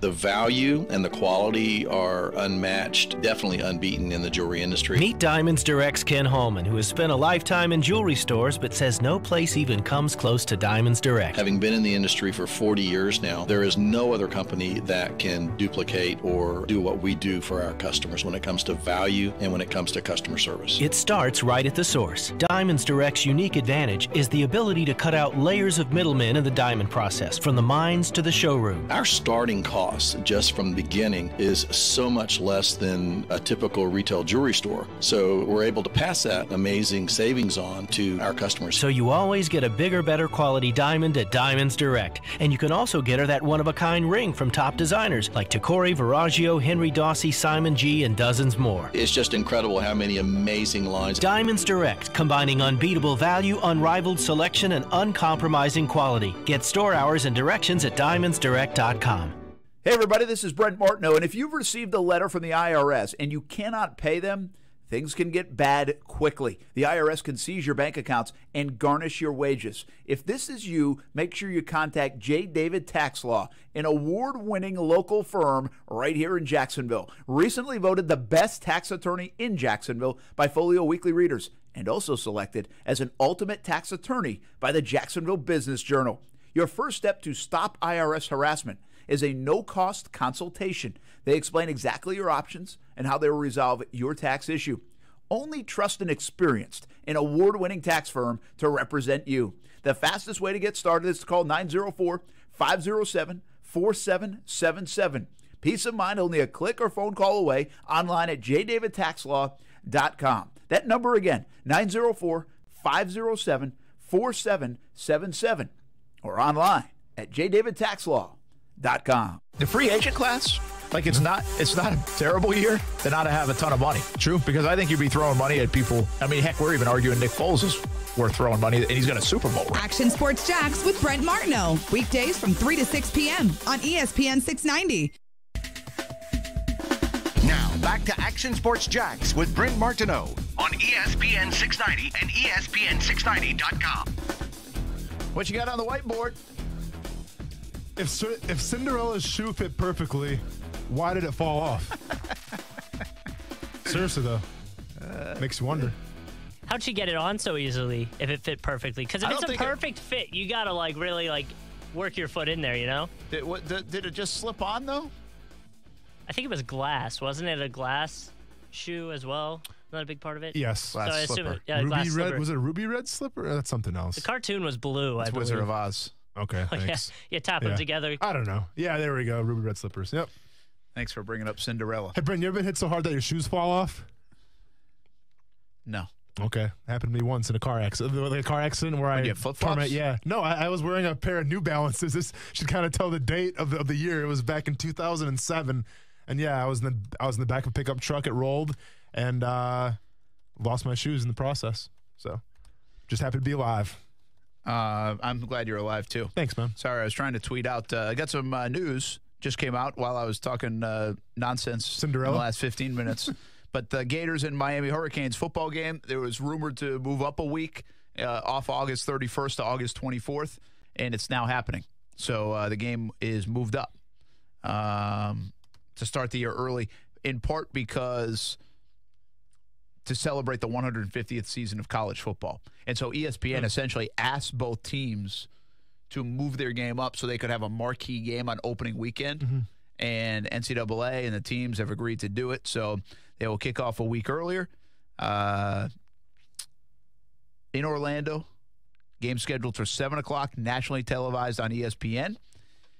And it originally was moved from the 31st. So Miami against the Gators. One of the craziest. August 24th. One of the craziest tailgates I've ever been to. Really? The last one. I went to one in Miami. I can't remember how long ago it was, but it was wild. Huh. That's interesting. I wouldn't think that would be unbelievable. I wasn't expecting it, at least. And, compared to, Florida Georgia games here get pretty wild. But it matched that, if not a little bit more. All right, I'm putting on ESPN 690 right now. This is multitasking. But the news. And it's cool that they're getting back together, too, the Gators and Canes and this series in Orlando. So that throws a little bit of a wrench into the football season. As I am trying to figure this out, it puts them kind of as the lone big game. There are a couple other games, but they're less big games than this one would be. So the attention will be on it. It's kind of nice. Good spot to be in from a recruiting standpoint and everything else for both Miami and the Gators. And I believe, I got to go check into this, but that will jumpstart their season, too, in terms of when they can practice. So nobody's going to hate that. Yeah. You know, if everybody else gets to practice, say, August 4th, you might be able to slide up a few extra days because of this game. And you create a bye right after on Labor Day weekend heading into the rest of your schedule. And I think there's 2 byes this year anyway. So, anyway, that's the news. Miami Hurricanes, Florida Gators football game moved to August 24th. It's been rumored for the last week or so. We kind of thought it was happening. Confirmed that is happening. All right, I've got this I have to read too. I have a lot going on. The Jaguar defensive creed. Nothing and no one can destroy us. We are relentless survivors. We are the hardest of the hard. We pass through phases, but our basic characteristics remain the same. We may bleed, we may bend, but we never break. I feel like I needed to read that a little tougher. A little, you're good. You found this from 2010. Yeah, that was a Mel Tucker special. Found that in my room, and I was going to hang it up in the office. Here's what I've always wondered about football. Football players are tough, right? Mm-hmm. And so you got this barbaric, violent sport.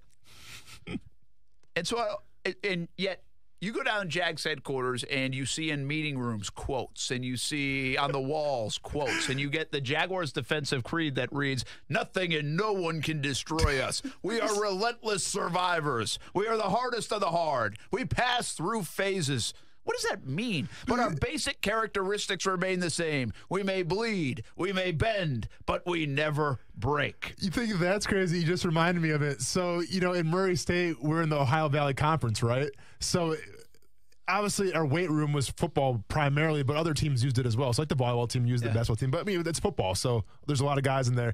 And I'll never forget our strength coach had like this giant poster, and it said, as we walk through the shadows of the Ohio Valley, we shall fear no evil, for we are the baddest MFers in the valley. But it didn't say MFers. It said, you know what it said? It said it in bold letters, man. I just remember that right now.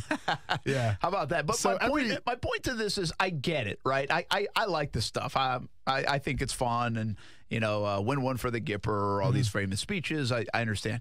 But it just always struck me in football, especially in the NFL. College, it's a college thing. Like, you can be motivated in college. It feels like grown men in football have a hard time being motivated by other grown men and by words. Yeah. And so it's like, does this crap work is my thing.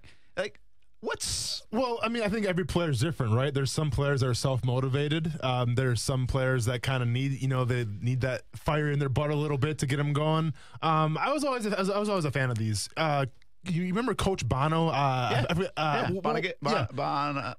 we used to call him Coach Bono. He never actually said his full last name. But he actually shared a quote with me too. He put it in my locker and I forgot like how the situation even came about. But he shared something special with me too, and I'll bring it up maybe during the next segment. But and I'm not the biggest quote guy ever. I mean, I say that as I'm on the whiteboard constantly writing stuff. But I mean, I consider myself a kind of a self-motivated, inspirational leader here on ESPN 690. But being a former football player and whatnot, and now a fighter, I've never been a big quote guy because I feel like to do those things, you have to be self-motivated. I mean, they're just words, But at the same time, I think a great coach every once in a while can pull something out like Coach Tuck did here, and just kind of remind us a little bit, get us on the same page. And then that's the biggest part of it too, is you have all these different types of people that are self-motivated. Some people need to be team motivated, whatever. But if you can all believe in the same thing, like this creed here, it's only going to help you. It's only going to bring you closer together. So from that perspective, I thought it was cool. Yeah, I think you do have to do it. It's a funny thing. That's why I said I brought it up because the dynamic in that is really strange to me. It's like it's this hard-nosed sport. It's violent. It's tough. You guys are a bit crazy, and yet you still have to buy into a belief and kind of just drink the Kool-Aid for a season, even if you really don't believe it at first, but drink it, believe it, hold the rope, all those things. And I sometimes it works, but what happens when it doesn't work? That's my point. It's like, well, that was awful. Don't use that one again. Well, here's a prime example. You see this baseball bat I have here. So Coach Malarkey gave us every single player got a baseball bat, and it said violent, physical, relentless before he played the New England Patriots. Because obviously back in 2012, the Patriots. I mean, it's always the Patriots, right? They were one of the top teams. Right? It was in Jacksonville. Yeah, we actually played them tough. You did in December. Yeah, we ended up losing to them. It was a close game, but we all got these baseball bats before the game to try to motivate us, or try to bring the wood, I guess, as Coach Malarkey would say. Yeah, I guess it's in a way it probably refocuses a group. I think that's probably it. It's not like I tell the story a lot to people. The year we went to the World Series in baseball. This is just little old Ashland University going to the World Series, so it's not like it's this huge fun thing. But we stole something from LSU baseball, and it was Skip Bertman put this video out about all these little things like flush the toilet. Like they have toilets in the dugout for guys that would come in pissed off after striking out, and you flush it. And that was their so they had all these little things, and one of them was like hold the rope. Yeah, right. And I've heard that one before. I mean they're really common things. Mm-hmm. Well, I wouldn't say flush the toilet's a common thing, but please continue. Yeah, or flush it. But he actually gave them the toilets to flush, like these little ones. And, we even did that year. I remember doing like a sense of like meditation. We were in like this classroom, like shut off the lights, and it was a bit of meditation, whatever. And they gave you all these scenarios, and you played along. It was like tight, tight, tight, tight, tight. Let it go. Let it go.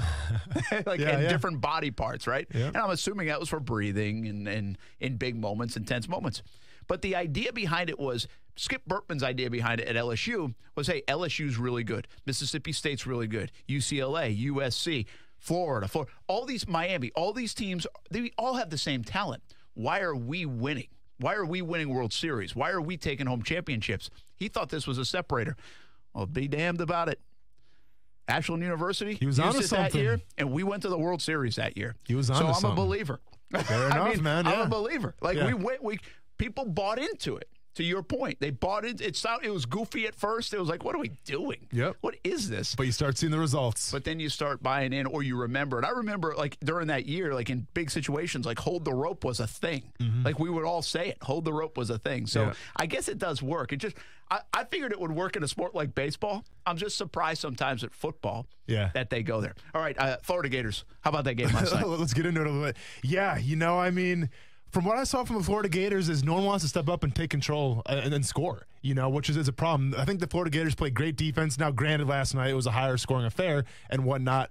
But coming down to the last shot, and granted, there was a trip and everything. It was kind of a sloppy play, but I feel like Florida's really lacking that go-to scorer when the game's on the line. Well, that was the crazy part about last night. It's like, where have you been, Jalen Hudson? And we've said this before. Where have you been, Kayvon Allen? I think I saw the stat last night. Jalen Hudson's averaging 7.8 or 7.9 points a game. At one time yesterday, he scored 25 out of the 28 points toward down the stretch. Like, they actually did have a go-to guy for the most part, and then to your point, the go-to guy tripped and fell on the last play in overtime. But he did hit a big three, and he was the guy. And what did he finish at? 33 points? Something like that. But they needed that. This is a guy that entered the NBA portal, for lack of a better term, and then pulled his name back out to come to college. Like, he thought he would increase his stock in the NBA this year, and he's been terrible most of the season. Kayvon Allen doesn't even get a shot off at the end of overtime. You've got to know the situation. Kayvon Allen had 6 shots last night. He was 1 for 6. This is a game watching LSU where he kind of went off a little bit. Yeah, and they relied on him. It's a big game. Weird. They're a weird team because of that. It's like Hudson will disappear. Yeah. Kayvon Allen will disappear. Where's the offense coming from? And it's senior night too, by the way. Like, this should be like one of your last shining moments, basically. Not this quote thing from the tournament, but like, this is one of your last moments playing in Florida. Like, why wouldn't you want to go out with a bang? One for 6? Well, Kayvon Allen's been like that for 2 years now. A disappearing act at times, and then incredible once every month and a half. But will the Gators make the NCAA tournament? Let's talk about it next on ESPN 690. This is Golic and Wingo. NFL insider Adam Schefter is with us. The Jacksonville Jaguars. Tom Coughlin comes out with this statement. Where do you think this is headed? They're going to be exploring other avenues, with them being one of the most, if not the most disappointing team in football, starting at the quarterback position. They'll start there, and they'll branch out, and I would expect that they'll obviously discuss the idea of moving on from Leonard Fournette, as they will with other disappointing players there this offseason. Golic and Wingo, weekday mornings at 6 Eastern on ESPN Radio and ESPN2. The best kept secret in tires is TireOutlet.com. Tire Outlet offers you wholesale prices with premium service. And most important, TireOutlet.com has always had a safety first focus. With locations throughout the First Coast, check out TireOutlet.com today. It's hard to beat that new car smell, especially when it's a brand new Hyundai. Hey everybody, it's Brent Martin of Action Sports Jacks, and I think we can all agree there's something to that new car smell you just can't beat. You also can't beat the exceptional service at the new Jenkins Hyundai of Jacksonville.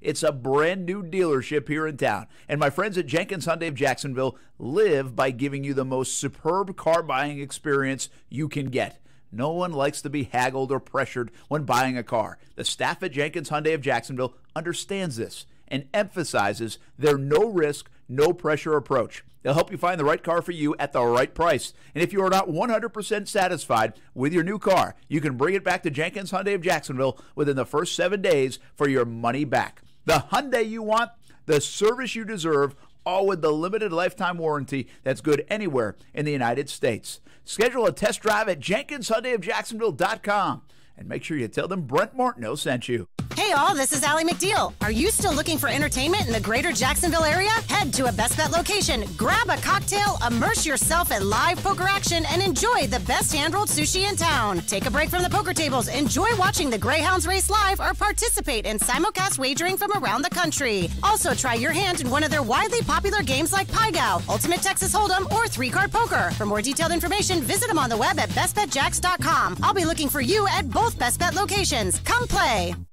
The 2019 Harrell and Harrell Performance Studio is here, and it's better than ever. It's your chance to meet the personalities on the new ESPN 690. Sit in the front row and ask your questions to athletes in town, sports analysts, and experts. You'll be able to see them in person. It's going to be the best year yet. So listen to ESPN 690 for your chance to win your way in throughout the year. It's the Harrell and Harrell Performance Studio, brought to you by Harrell and Harrell. You look at the way Paul George is playing, and you look at Russell Westbrook. I don't think anybody can deny Oklahoma City may be the biggest threat to the Golden State Warriors. The Stephen A. Smith Show, weekdays from 1 to 3 p.m. on ESPN 690. You watch Action Sports Jax on CBS 47 and Fox 30. Now Action Sports Jax is on your radio. Broadcasting live from the ESPN 690 Anajar and Levine studios. Here's your host, Brent Martineau. Hey, welcome back. Magic Whiteboard is rolling tonight. What do you got? I just said give a little shout out to Coach Bono. Hi, Coach Said what's Bono. up. And actually, I found the quote that he said, too. So it's like I said, Brent, I was never one of the players to really get inspired by quotes and whatnot. But this was during the season. I think it was with Malarkey. So we're having a rough season. I mean, we're halfway through. And it was. Listen, guys started showing up. Yeah, I mean, this wasn't a fun time. And I'll never forget Coach Bono put this on the board, and it really resonated with me and actually made him write me my own personal one, so I had it in my locker. But it says, "The galleries are full of critics. They play no ball. They fight no fights. They make no mistakes because they attempt nothing. Down in the arena are the doers. They make mistakes because they try many things. The man who makes no mistakes lacks boldness and the spirit of adventure. He is the one who never tries anything. He is the break in the wheel of progress. And yet it cannot be truly said he makes no mistakes, because his biggest mistake is the very fact that he tries nothing, does nothing, except criticize those who do things." Ah, you're going to make me cry. Are you talking to me, by the way? Is that your message to me? As I'm staring Brent down the whole time I'm saying it. No, that man. basically screamed the media. It might have been to the media a little bit. That's what that said. Yeah. Well, Hey, I mean, but I love the part in there. This is what I do say. And I've heard something similar to that, but I really like the phrase, and I've kind of said it a lot now because I like it so much, but the phrase "enter the arena," you know, and that rings a bell for me. It's like, if you're going to get in there with a bull and go ride for 8 seconds, or you're going to step out on that field in front of 80,000, you're going to go, try to hit off a 98-mile-an-hour fastball in front of everybody. Yeah. I do think entering the arena, there is something to it. There's something to it to put yourself, people love vulnerability. Well, there it is, right? I mean, you are making yourself vulnerable. Yeah. And in the NFL, where it could be triumph or tragedy on every play, and every moment could be a viral moment in a good way or a bad way, a career moment in a good way or a bad way, well, you're entering the arena. And so, I mean, even in your lifestyle now, in MMA, I mean, I say this to you, I think I said this to you, actually, the whole Greg Hardy stuff, well, you got to enter the arena for that to happen. The great part is you win that fight, and you might be fighting in the UFC. Yeah. You lose that fight. I'm not going to be here, though, probably. Probably not. You lose that fight, though, you got to deal with it. Yeah. And then you got to try to bounce back. I mean, to me, that's entering the arena. So I do like that, and I really like that phrase, because I do think there are a lot of people that wouldn't do it. No, for sure. And granted, because like I said, it was during a season where we weren't having a lot of success. Obviously, there was criticism in the media, but I mean, we won a lot of games, so rightfully so. But I will say this, from being, a former football player and now to someone that you can consider in the media a little bit, I do, and I've always kind of shared this philosophy, I've shared this principle. I kind of find it a little crazy when NFL, so say you, Brent, say you're being critical of an NFL player, okay? And you're not being mean, you're telling it like it is, basically, like you do all the time. And all of a sudden a player says, well, he's never played the game, what does he know?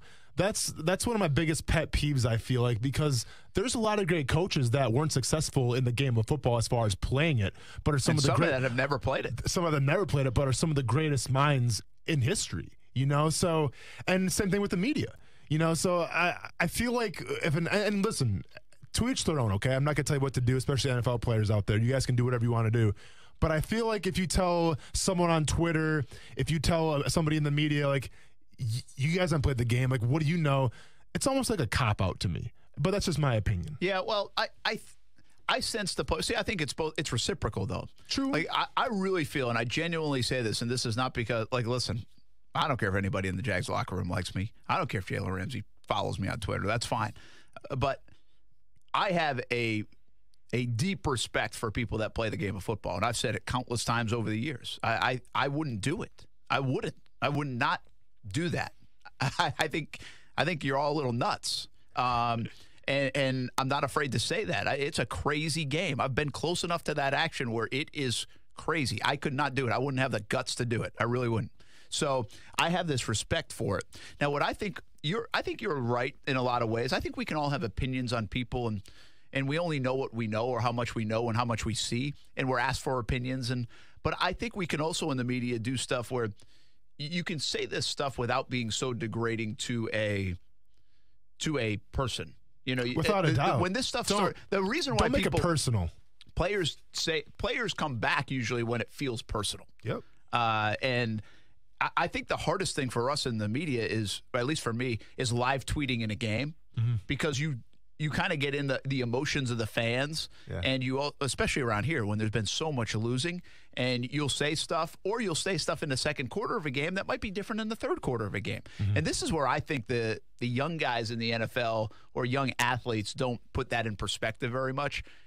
I mean, I've had players in the Jags locker room like a tweet that's like negative, and it's like, dude, that was like in the first quarter when you dropped the ball. I mean, like you dropped it. Like you didn't make a good play. Like it's got to be all in context. You know, we lose the context of it sometimes. So there is an interesting back and forth there. Yeah, and that is a good quote, and I do believe it. Entering the arena, and I'm not just talking football. I'm talking any sports. I'm talking any. If you dance, if you sing, people will sing the national anthem. I always feel that way about them. Like, this could go bad. And if it goes bad, everybody makes fun. Everybody makes fun of bad, right? Everybody likes to laugh at people. And you're still you're entering the arena in that world. And that's another one. I wouldn't do it. I mean, I wouldn't want to be there with a microphone singing the national anthem at a baseball game or a football game. So I think it's good context to keep in mind when people do criticize, when people watch. And always remember, there's like a 1% doing that most likely of the things that we highly criticize. Like, you can't do it. You might think you can do it, but you can't. Or you would be. And you know, and the way I'm going to approach it, because obviously being a former player, I don't want to say I'm going to take the player's side, but I can understand. So the way I'm going to approach this whole media thing is the fact that I'm going to imagine that if I leave this studio or if I'm on location and I'm walking to my car, that player is going to be by my car waiting for me. And he heard what I said. And if I do everything right, and if I don't say anything that's, attacks that player, then we'll be all good. But for some reason, if I say something that's outlandish, that attacks that player's character, that puts him in a bad light, well, then if he's by my car waiting for me, it's probably not going to be a good scene, So that's how I'm probably a better scene for you than it is for me. Yeah, exactly. I mean, hopefully I can hold my own, you know what I'm saying? But I'm just saying for that perspective, though. Well, that's why you always have to be careful with the word like soft. I think there's two words. In football, it's soft, but really in athletics, soft and effort. You see effort for sure. Like, I don't agree that people aren't trying. Like, it looks it sometimes, I understand. But I don't agree that you can't play that game and not really try to play the game. Now, again, there might be a play that looks that way. There are plays that guys are not willing to tackle or put their nose in, and I've seen that. Because you don't want to get hurt. That's a business decision right there. That is a business decision, and also you can be critical of that moment. No, you can. But I just don't think you can flatline and say, hey, yeah, they don't even try. Like, we get that all the time. And I will defend players a lot on that. Like, did you really think they're not trying? Like, I know that it looks like they suck and they're terrible and the things are not going well, but you really think they're not trying? Yeah. That makes no sense. That they enjoy getting their butt kicked and they have to watch film the next day? Like, do you think they really enjoy going through that? Yeah. Probably not. So, I don't like that part of it. All right, let's go back Florida to Gator basketball, right? You still got to get that. Gator basketball. Well, we talked about it a little bit. Yeah. And now the big question is, it's just simple now. I think people know what this team is. And to Mike White's credit and to their credit, speaking of trying, effort jumped off the TV last night. Those guys play their butts off. They play hard. They get after it on defense. They make it tough even for good teams. I mean, that is not the problem. Their problem is offensively they are not good sometimes. And down the stretch, they're not good. I think I saw the stat. If they are tied or trail in the last 5 minutes, or maybe it's just if they were tied. Tied or trail, or within a certain amount of points in the last 5 minutes, are like 2-9 this year, now 2-10 after this loss. So that means you just can't make good plays down the stretch. And it usually goes back to what you said. Do you have a go-to guy to make the play? Hudson made a play at the end of regulation, and then he slipped at the end of overtime. I'm not going to lie. Like, when that game went to overtime, I was like, there's no way Florida's going to even come close to winning this game because it felt like LSU had all the momentum, even though it was at Florida. It was in Gainesville.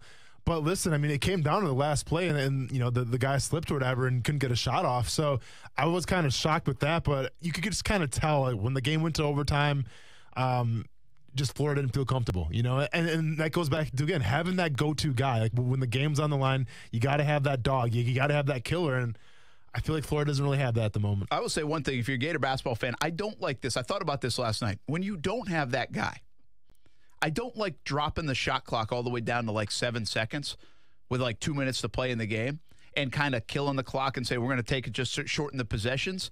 Now, I understand it to a degree because if you're not the favorite team, like if you're not the better team, you might want to limit the possessions a bit. But I didn't really think – I thought the Gators were getting after it on the defensive side of things. My point is, why wait until 6-7 seconds and then put it in? Well, you don't have a guy to put it in his hands.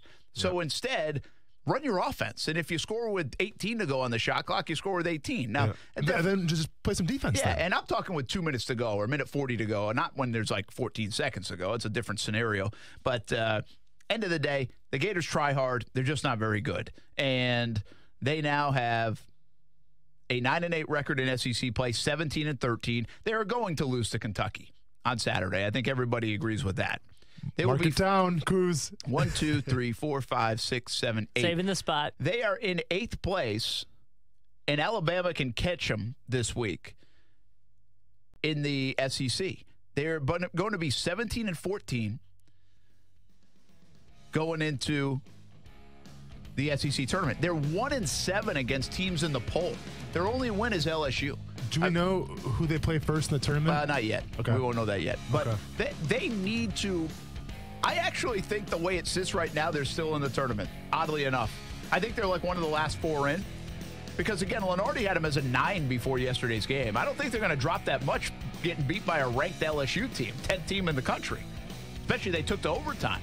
So I think right now they're probably maybe the 12 seed, but they could even be an 11 or 10. We'll see how things shake out. It would be nice for them to win one game in the SEC tournament. I think that would clinch it. But I'm telling you what, at this stage of the game, I think they're in regardless, which is silly with 17 wins. I'm just going to say, if I'm the NCAA tournament bouncer right now and I'm at the club waiting to get in the dance, you guys got to win the first tournament game or else you're outside the club. Sorry. Right. Stay in your lane. I don't care if your girlfriend's in there or not. You're not coming in. Stay in your lane next on ESPN 690. It's Golick and Wingo. Hall of Famer Tony Dungy. Rooney Rule in place. A lot of people say it's not working. What's going on with this, and what could be the remedy for this? Ron Rivera, minority defensive coach, has been to a Super Bowl. Mike Tomlin, minority defensive coach, has won a Super Bowl. Anthony Lynn, minority running back coach. So that just kind of echoes my point. It doesn't have to be quarterback coach. Golick and Wingo, weekday mornings at 6 Eastern on ESPN Radio and ESPN2. Hey, it's Bill with Bill Fenwick Plumbing. You have to wait a long time for hot water to reach your bathroom in the morning? Some of our customers have told me they turn their water on in their bathroom, go make the bed, brush their teeth, and finally the hot water reaches the end of the house. Not only does it waste water, but it also adds additional water and sewer charges on your utility bill. We can now install a pump that monitors your hot water usage daily and moves water down to that side of the house when you need it, without the wait. To schedule or find out more, call us or go to BillFenwickPlumbing.com. I travel internationally, and my wife's a flight attendant internationally, so she goes everywhere and gets duty-free everywhere. Chris Jones literally shopped all over the world to find the perfect diamond for his wife, but nowhere did he find better value than right here at Diamonds Direct. In my experience, there's nothing that compares to Diamonds Direct's prices, whether it be duty-free in the Caribbean or other countries. Diamonds Direct prices have beaten everything I've looked at. In fact, Chris actually knows some jewelers in the Caribbean, and he said even his friends down there couldn't beat Diamonds Direct. Knowing jewelers in the Caribbean to say, hey, this is the price they're quoting me, can you do it for me, make it for me, and I'll save a few bucks? And he said, I can't get anywhere close to that. Just take it. That's fantastic value. Diamonds Direct, a world diamond powerhouse, offering true direct importer prices on exquisite hand-picked diamonds. You're certainly getting quality and price. Diamonds Direct, literally known around the globe for unbeatable value, uncompromising quality, and unmatched customer care. You're certainly getting more bang for your buck. Diamonds Direct at the Markets at Town Center, official jeweler of the Jaguars. The Medical Group Management Association of Northeast Florida is proud to join forces with the Duval County Medical Society to host its first annual symposium on April 18th, aimed at helping physicians and practice managers to smoothly operate their practice day to day. Topics include healthcare trends impacting your practice, stress management and communication, and empathy in the workplace. To register, go to nfmgma.com. That's nfmgma.com.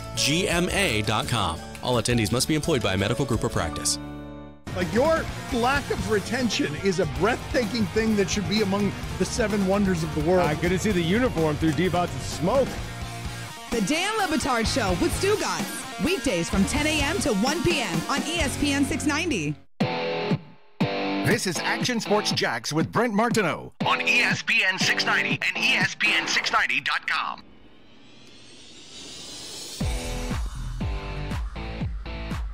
Oh, yeah. Patriot Oaks got a little middle school win today with Kaylee Brooke on the mound.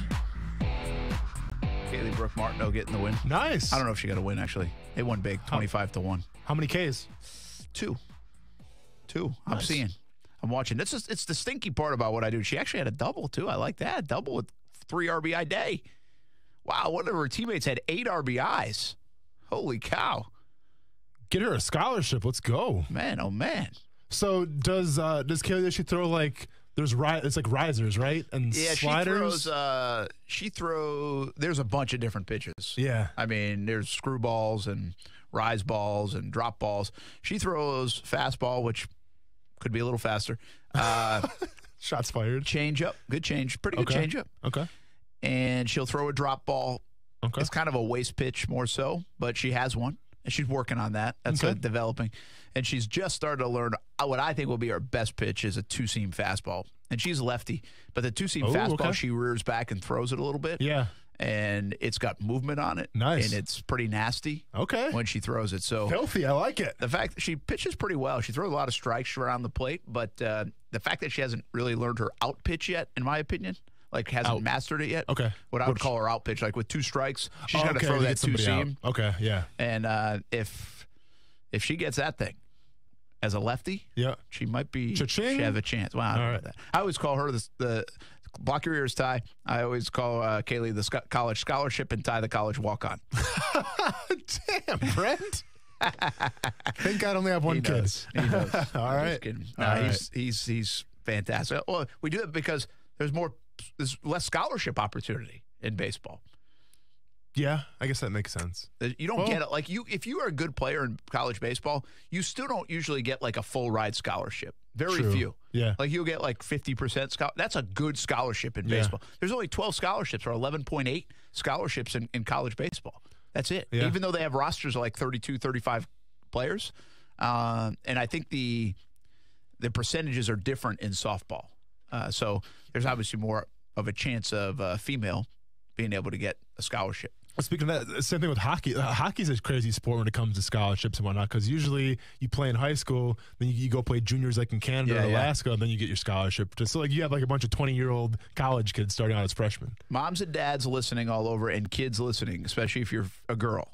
If you want a scholarship to college, I'll give you a piece of advice. Golf. There's like I've learned there are 50% of golf female scholarships that go unused. 50%. Whoa. Now, I don't know how accurate that number is, but that's what I've heard. So there's a lot of scholarships, yet they go unused. So there's not enough girls playing. Yep. And you don't have to be like shooting even par to get a college scholarship in golf. And the other one, this one will surprise you, is rowing.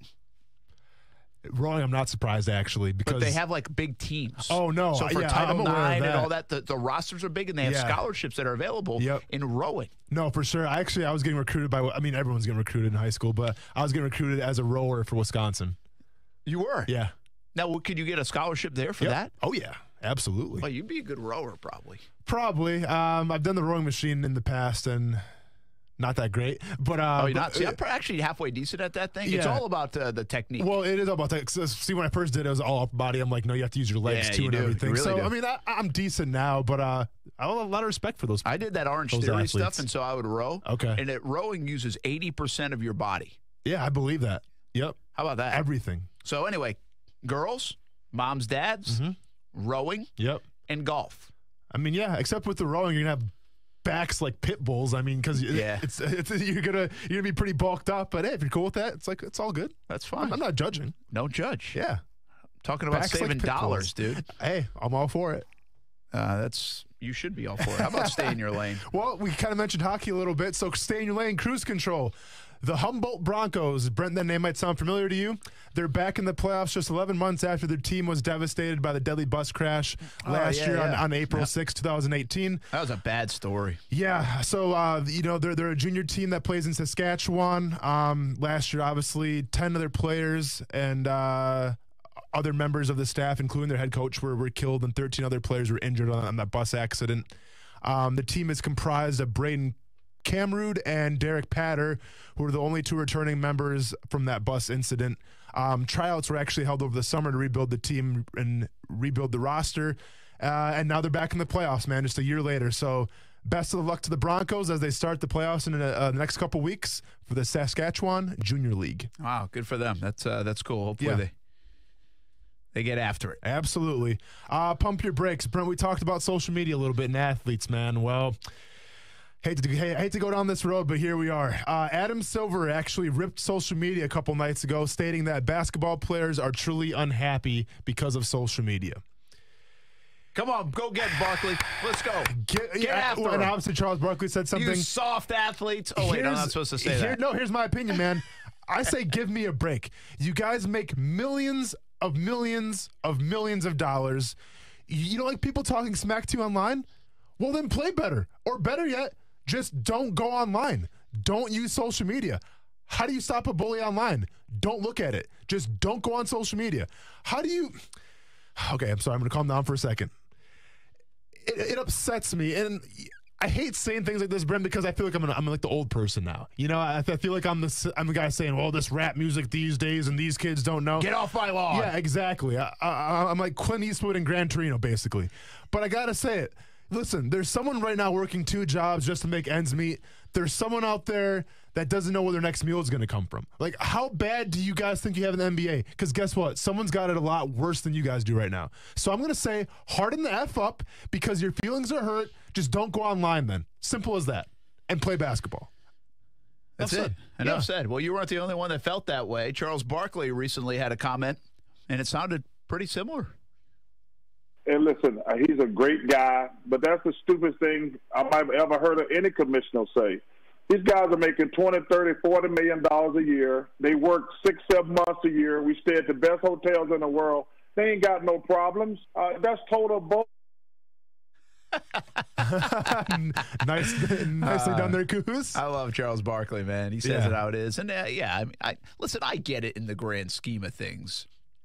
It kind of circles back to the conversation we just had. I mean, my view on it sometimes is not necessarily the guy working 2 jobs or whatever, but the guy sitting in his basement and is running to get his 5th Twinkie of the day and 6th beverage of the day that rips players nonstop is laughable to me, but I understand. I don't understand why players can't see that and be like, well, really?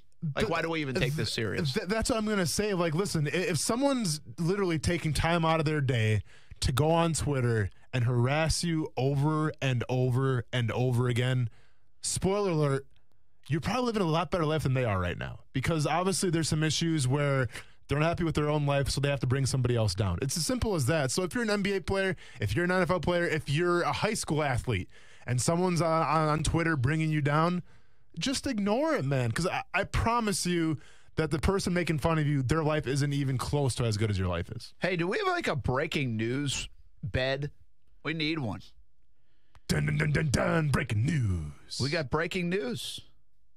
And I just lost it. Hold on. Where did you go, Ian Rappaport? There it is. Well, this is a new breaking news bed. My son's happy right now the song is playing. This is the first one I grabbed. Keep this up because this is going to sound really good as I deliver the news. Little lower. There you go. According to Ian Rappaport, the Broncos and Redskins have agreed to terms on a trade to send QB Case Keenum to Washington for draft picks and with an adjusted contract, sources say. Broncos get Skins 6th, Washington gets a 7th. So they swap draft picks,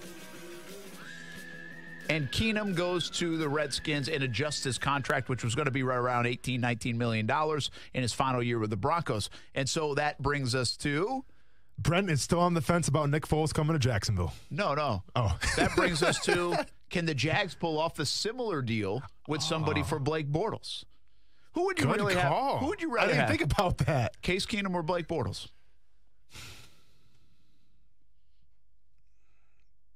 You know what? It's almost a horse apiece, I would say.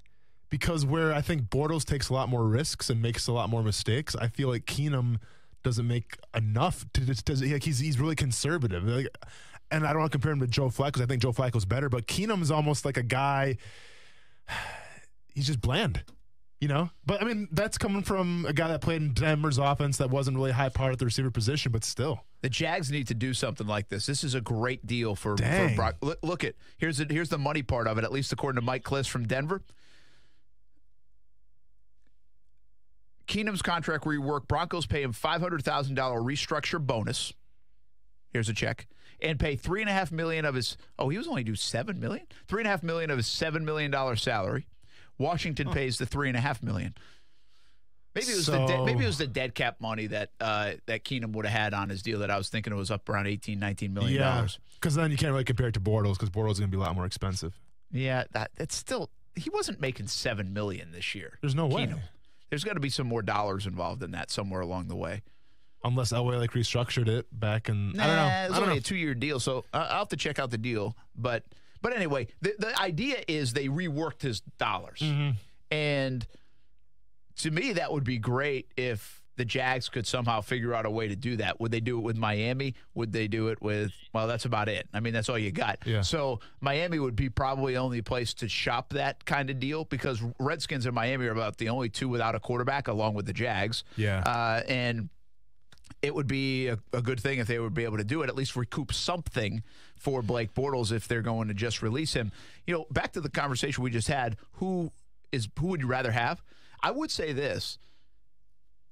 Blake Bortles will keep plays alive with Washington that Case Keenum won't, and they have nothing. The Redskins don't have anything. Yeah, nothing. And so unless they're going to put stuff around him, I think Bortles might, at least from again, they're both going to be set up to fail, but Bortles can create plays, and he's used to having nothing around him at times.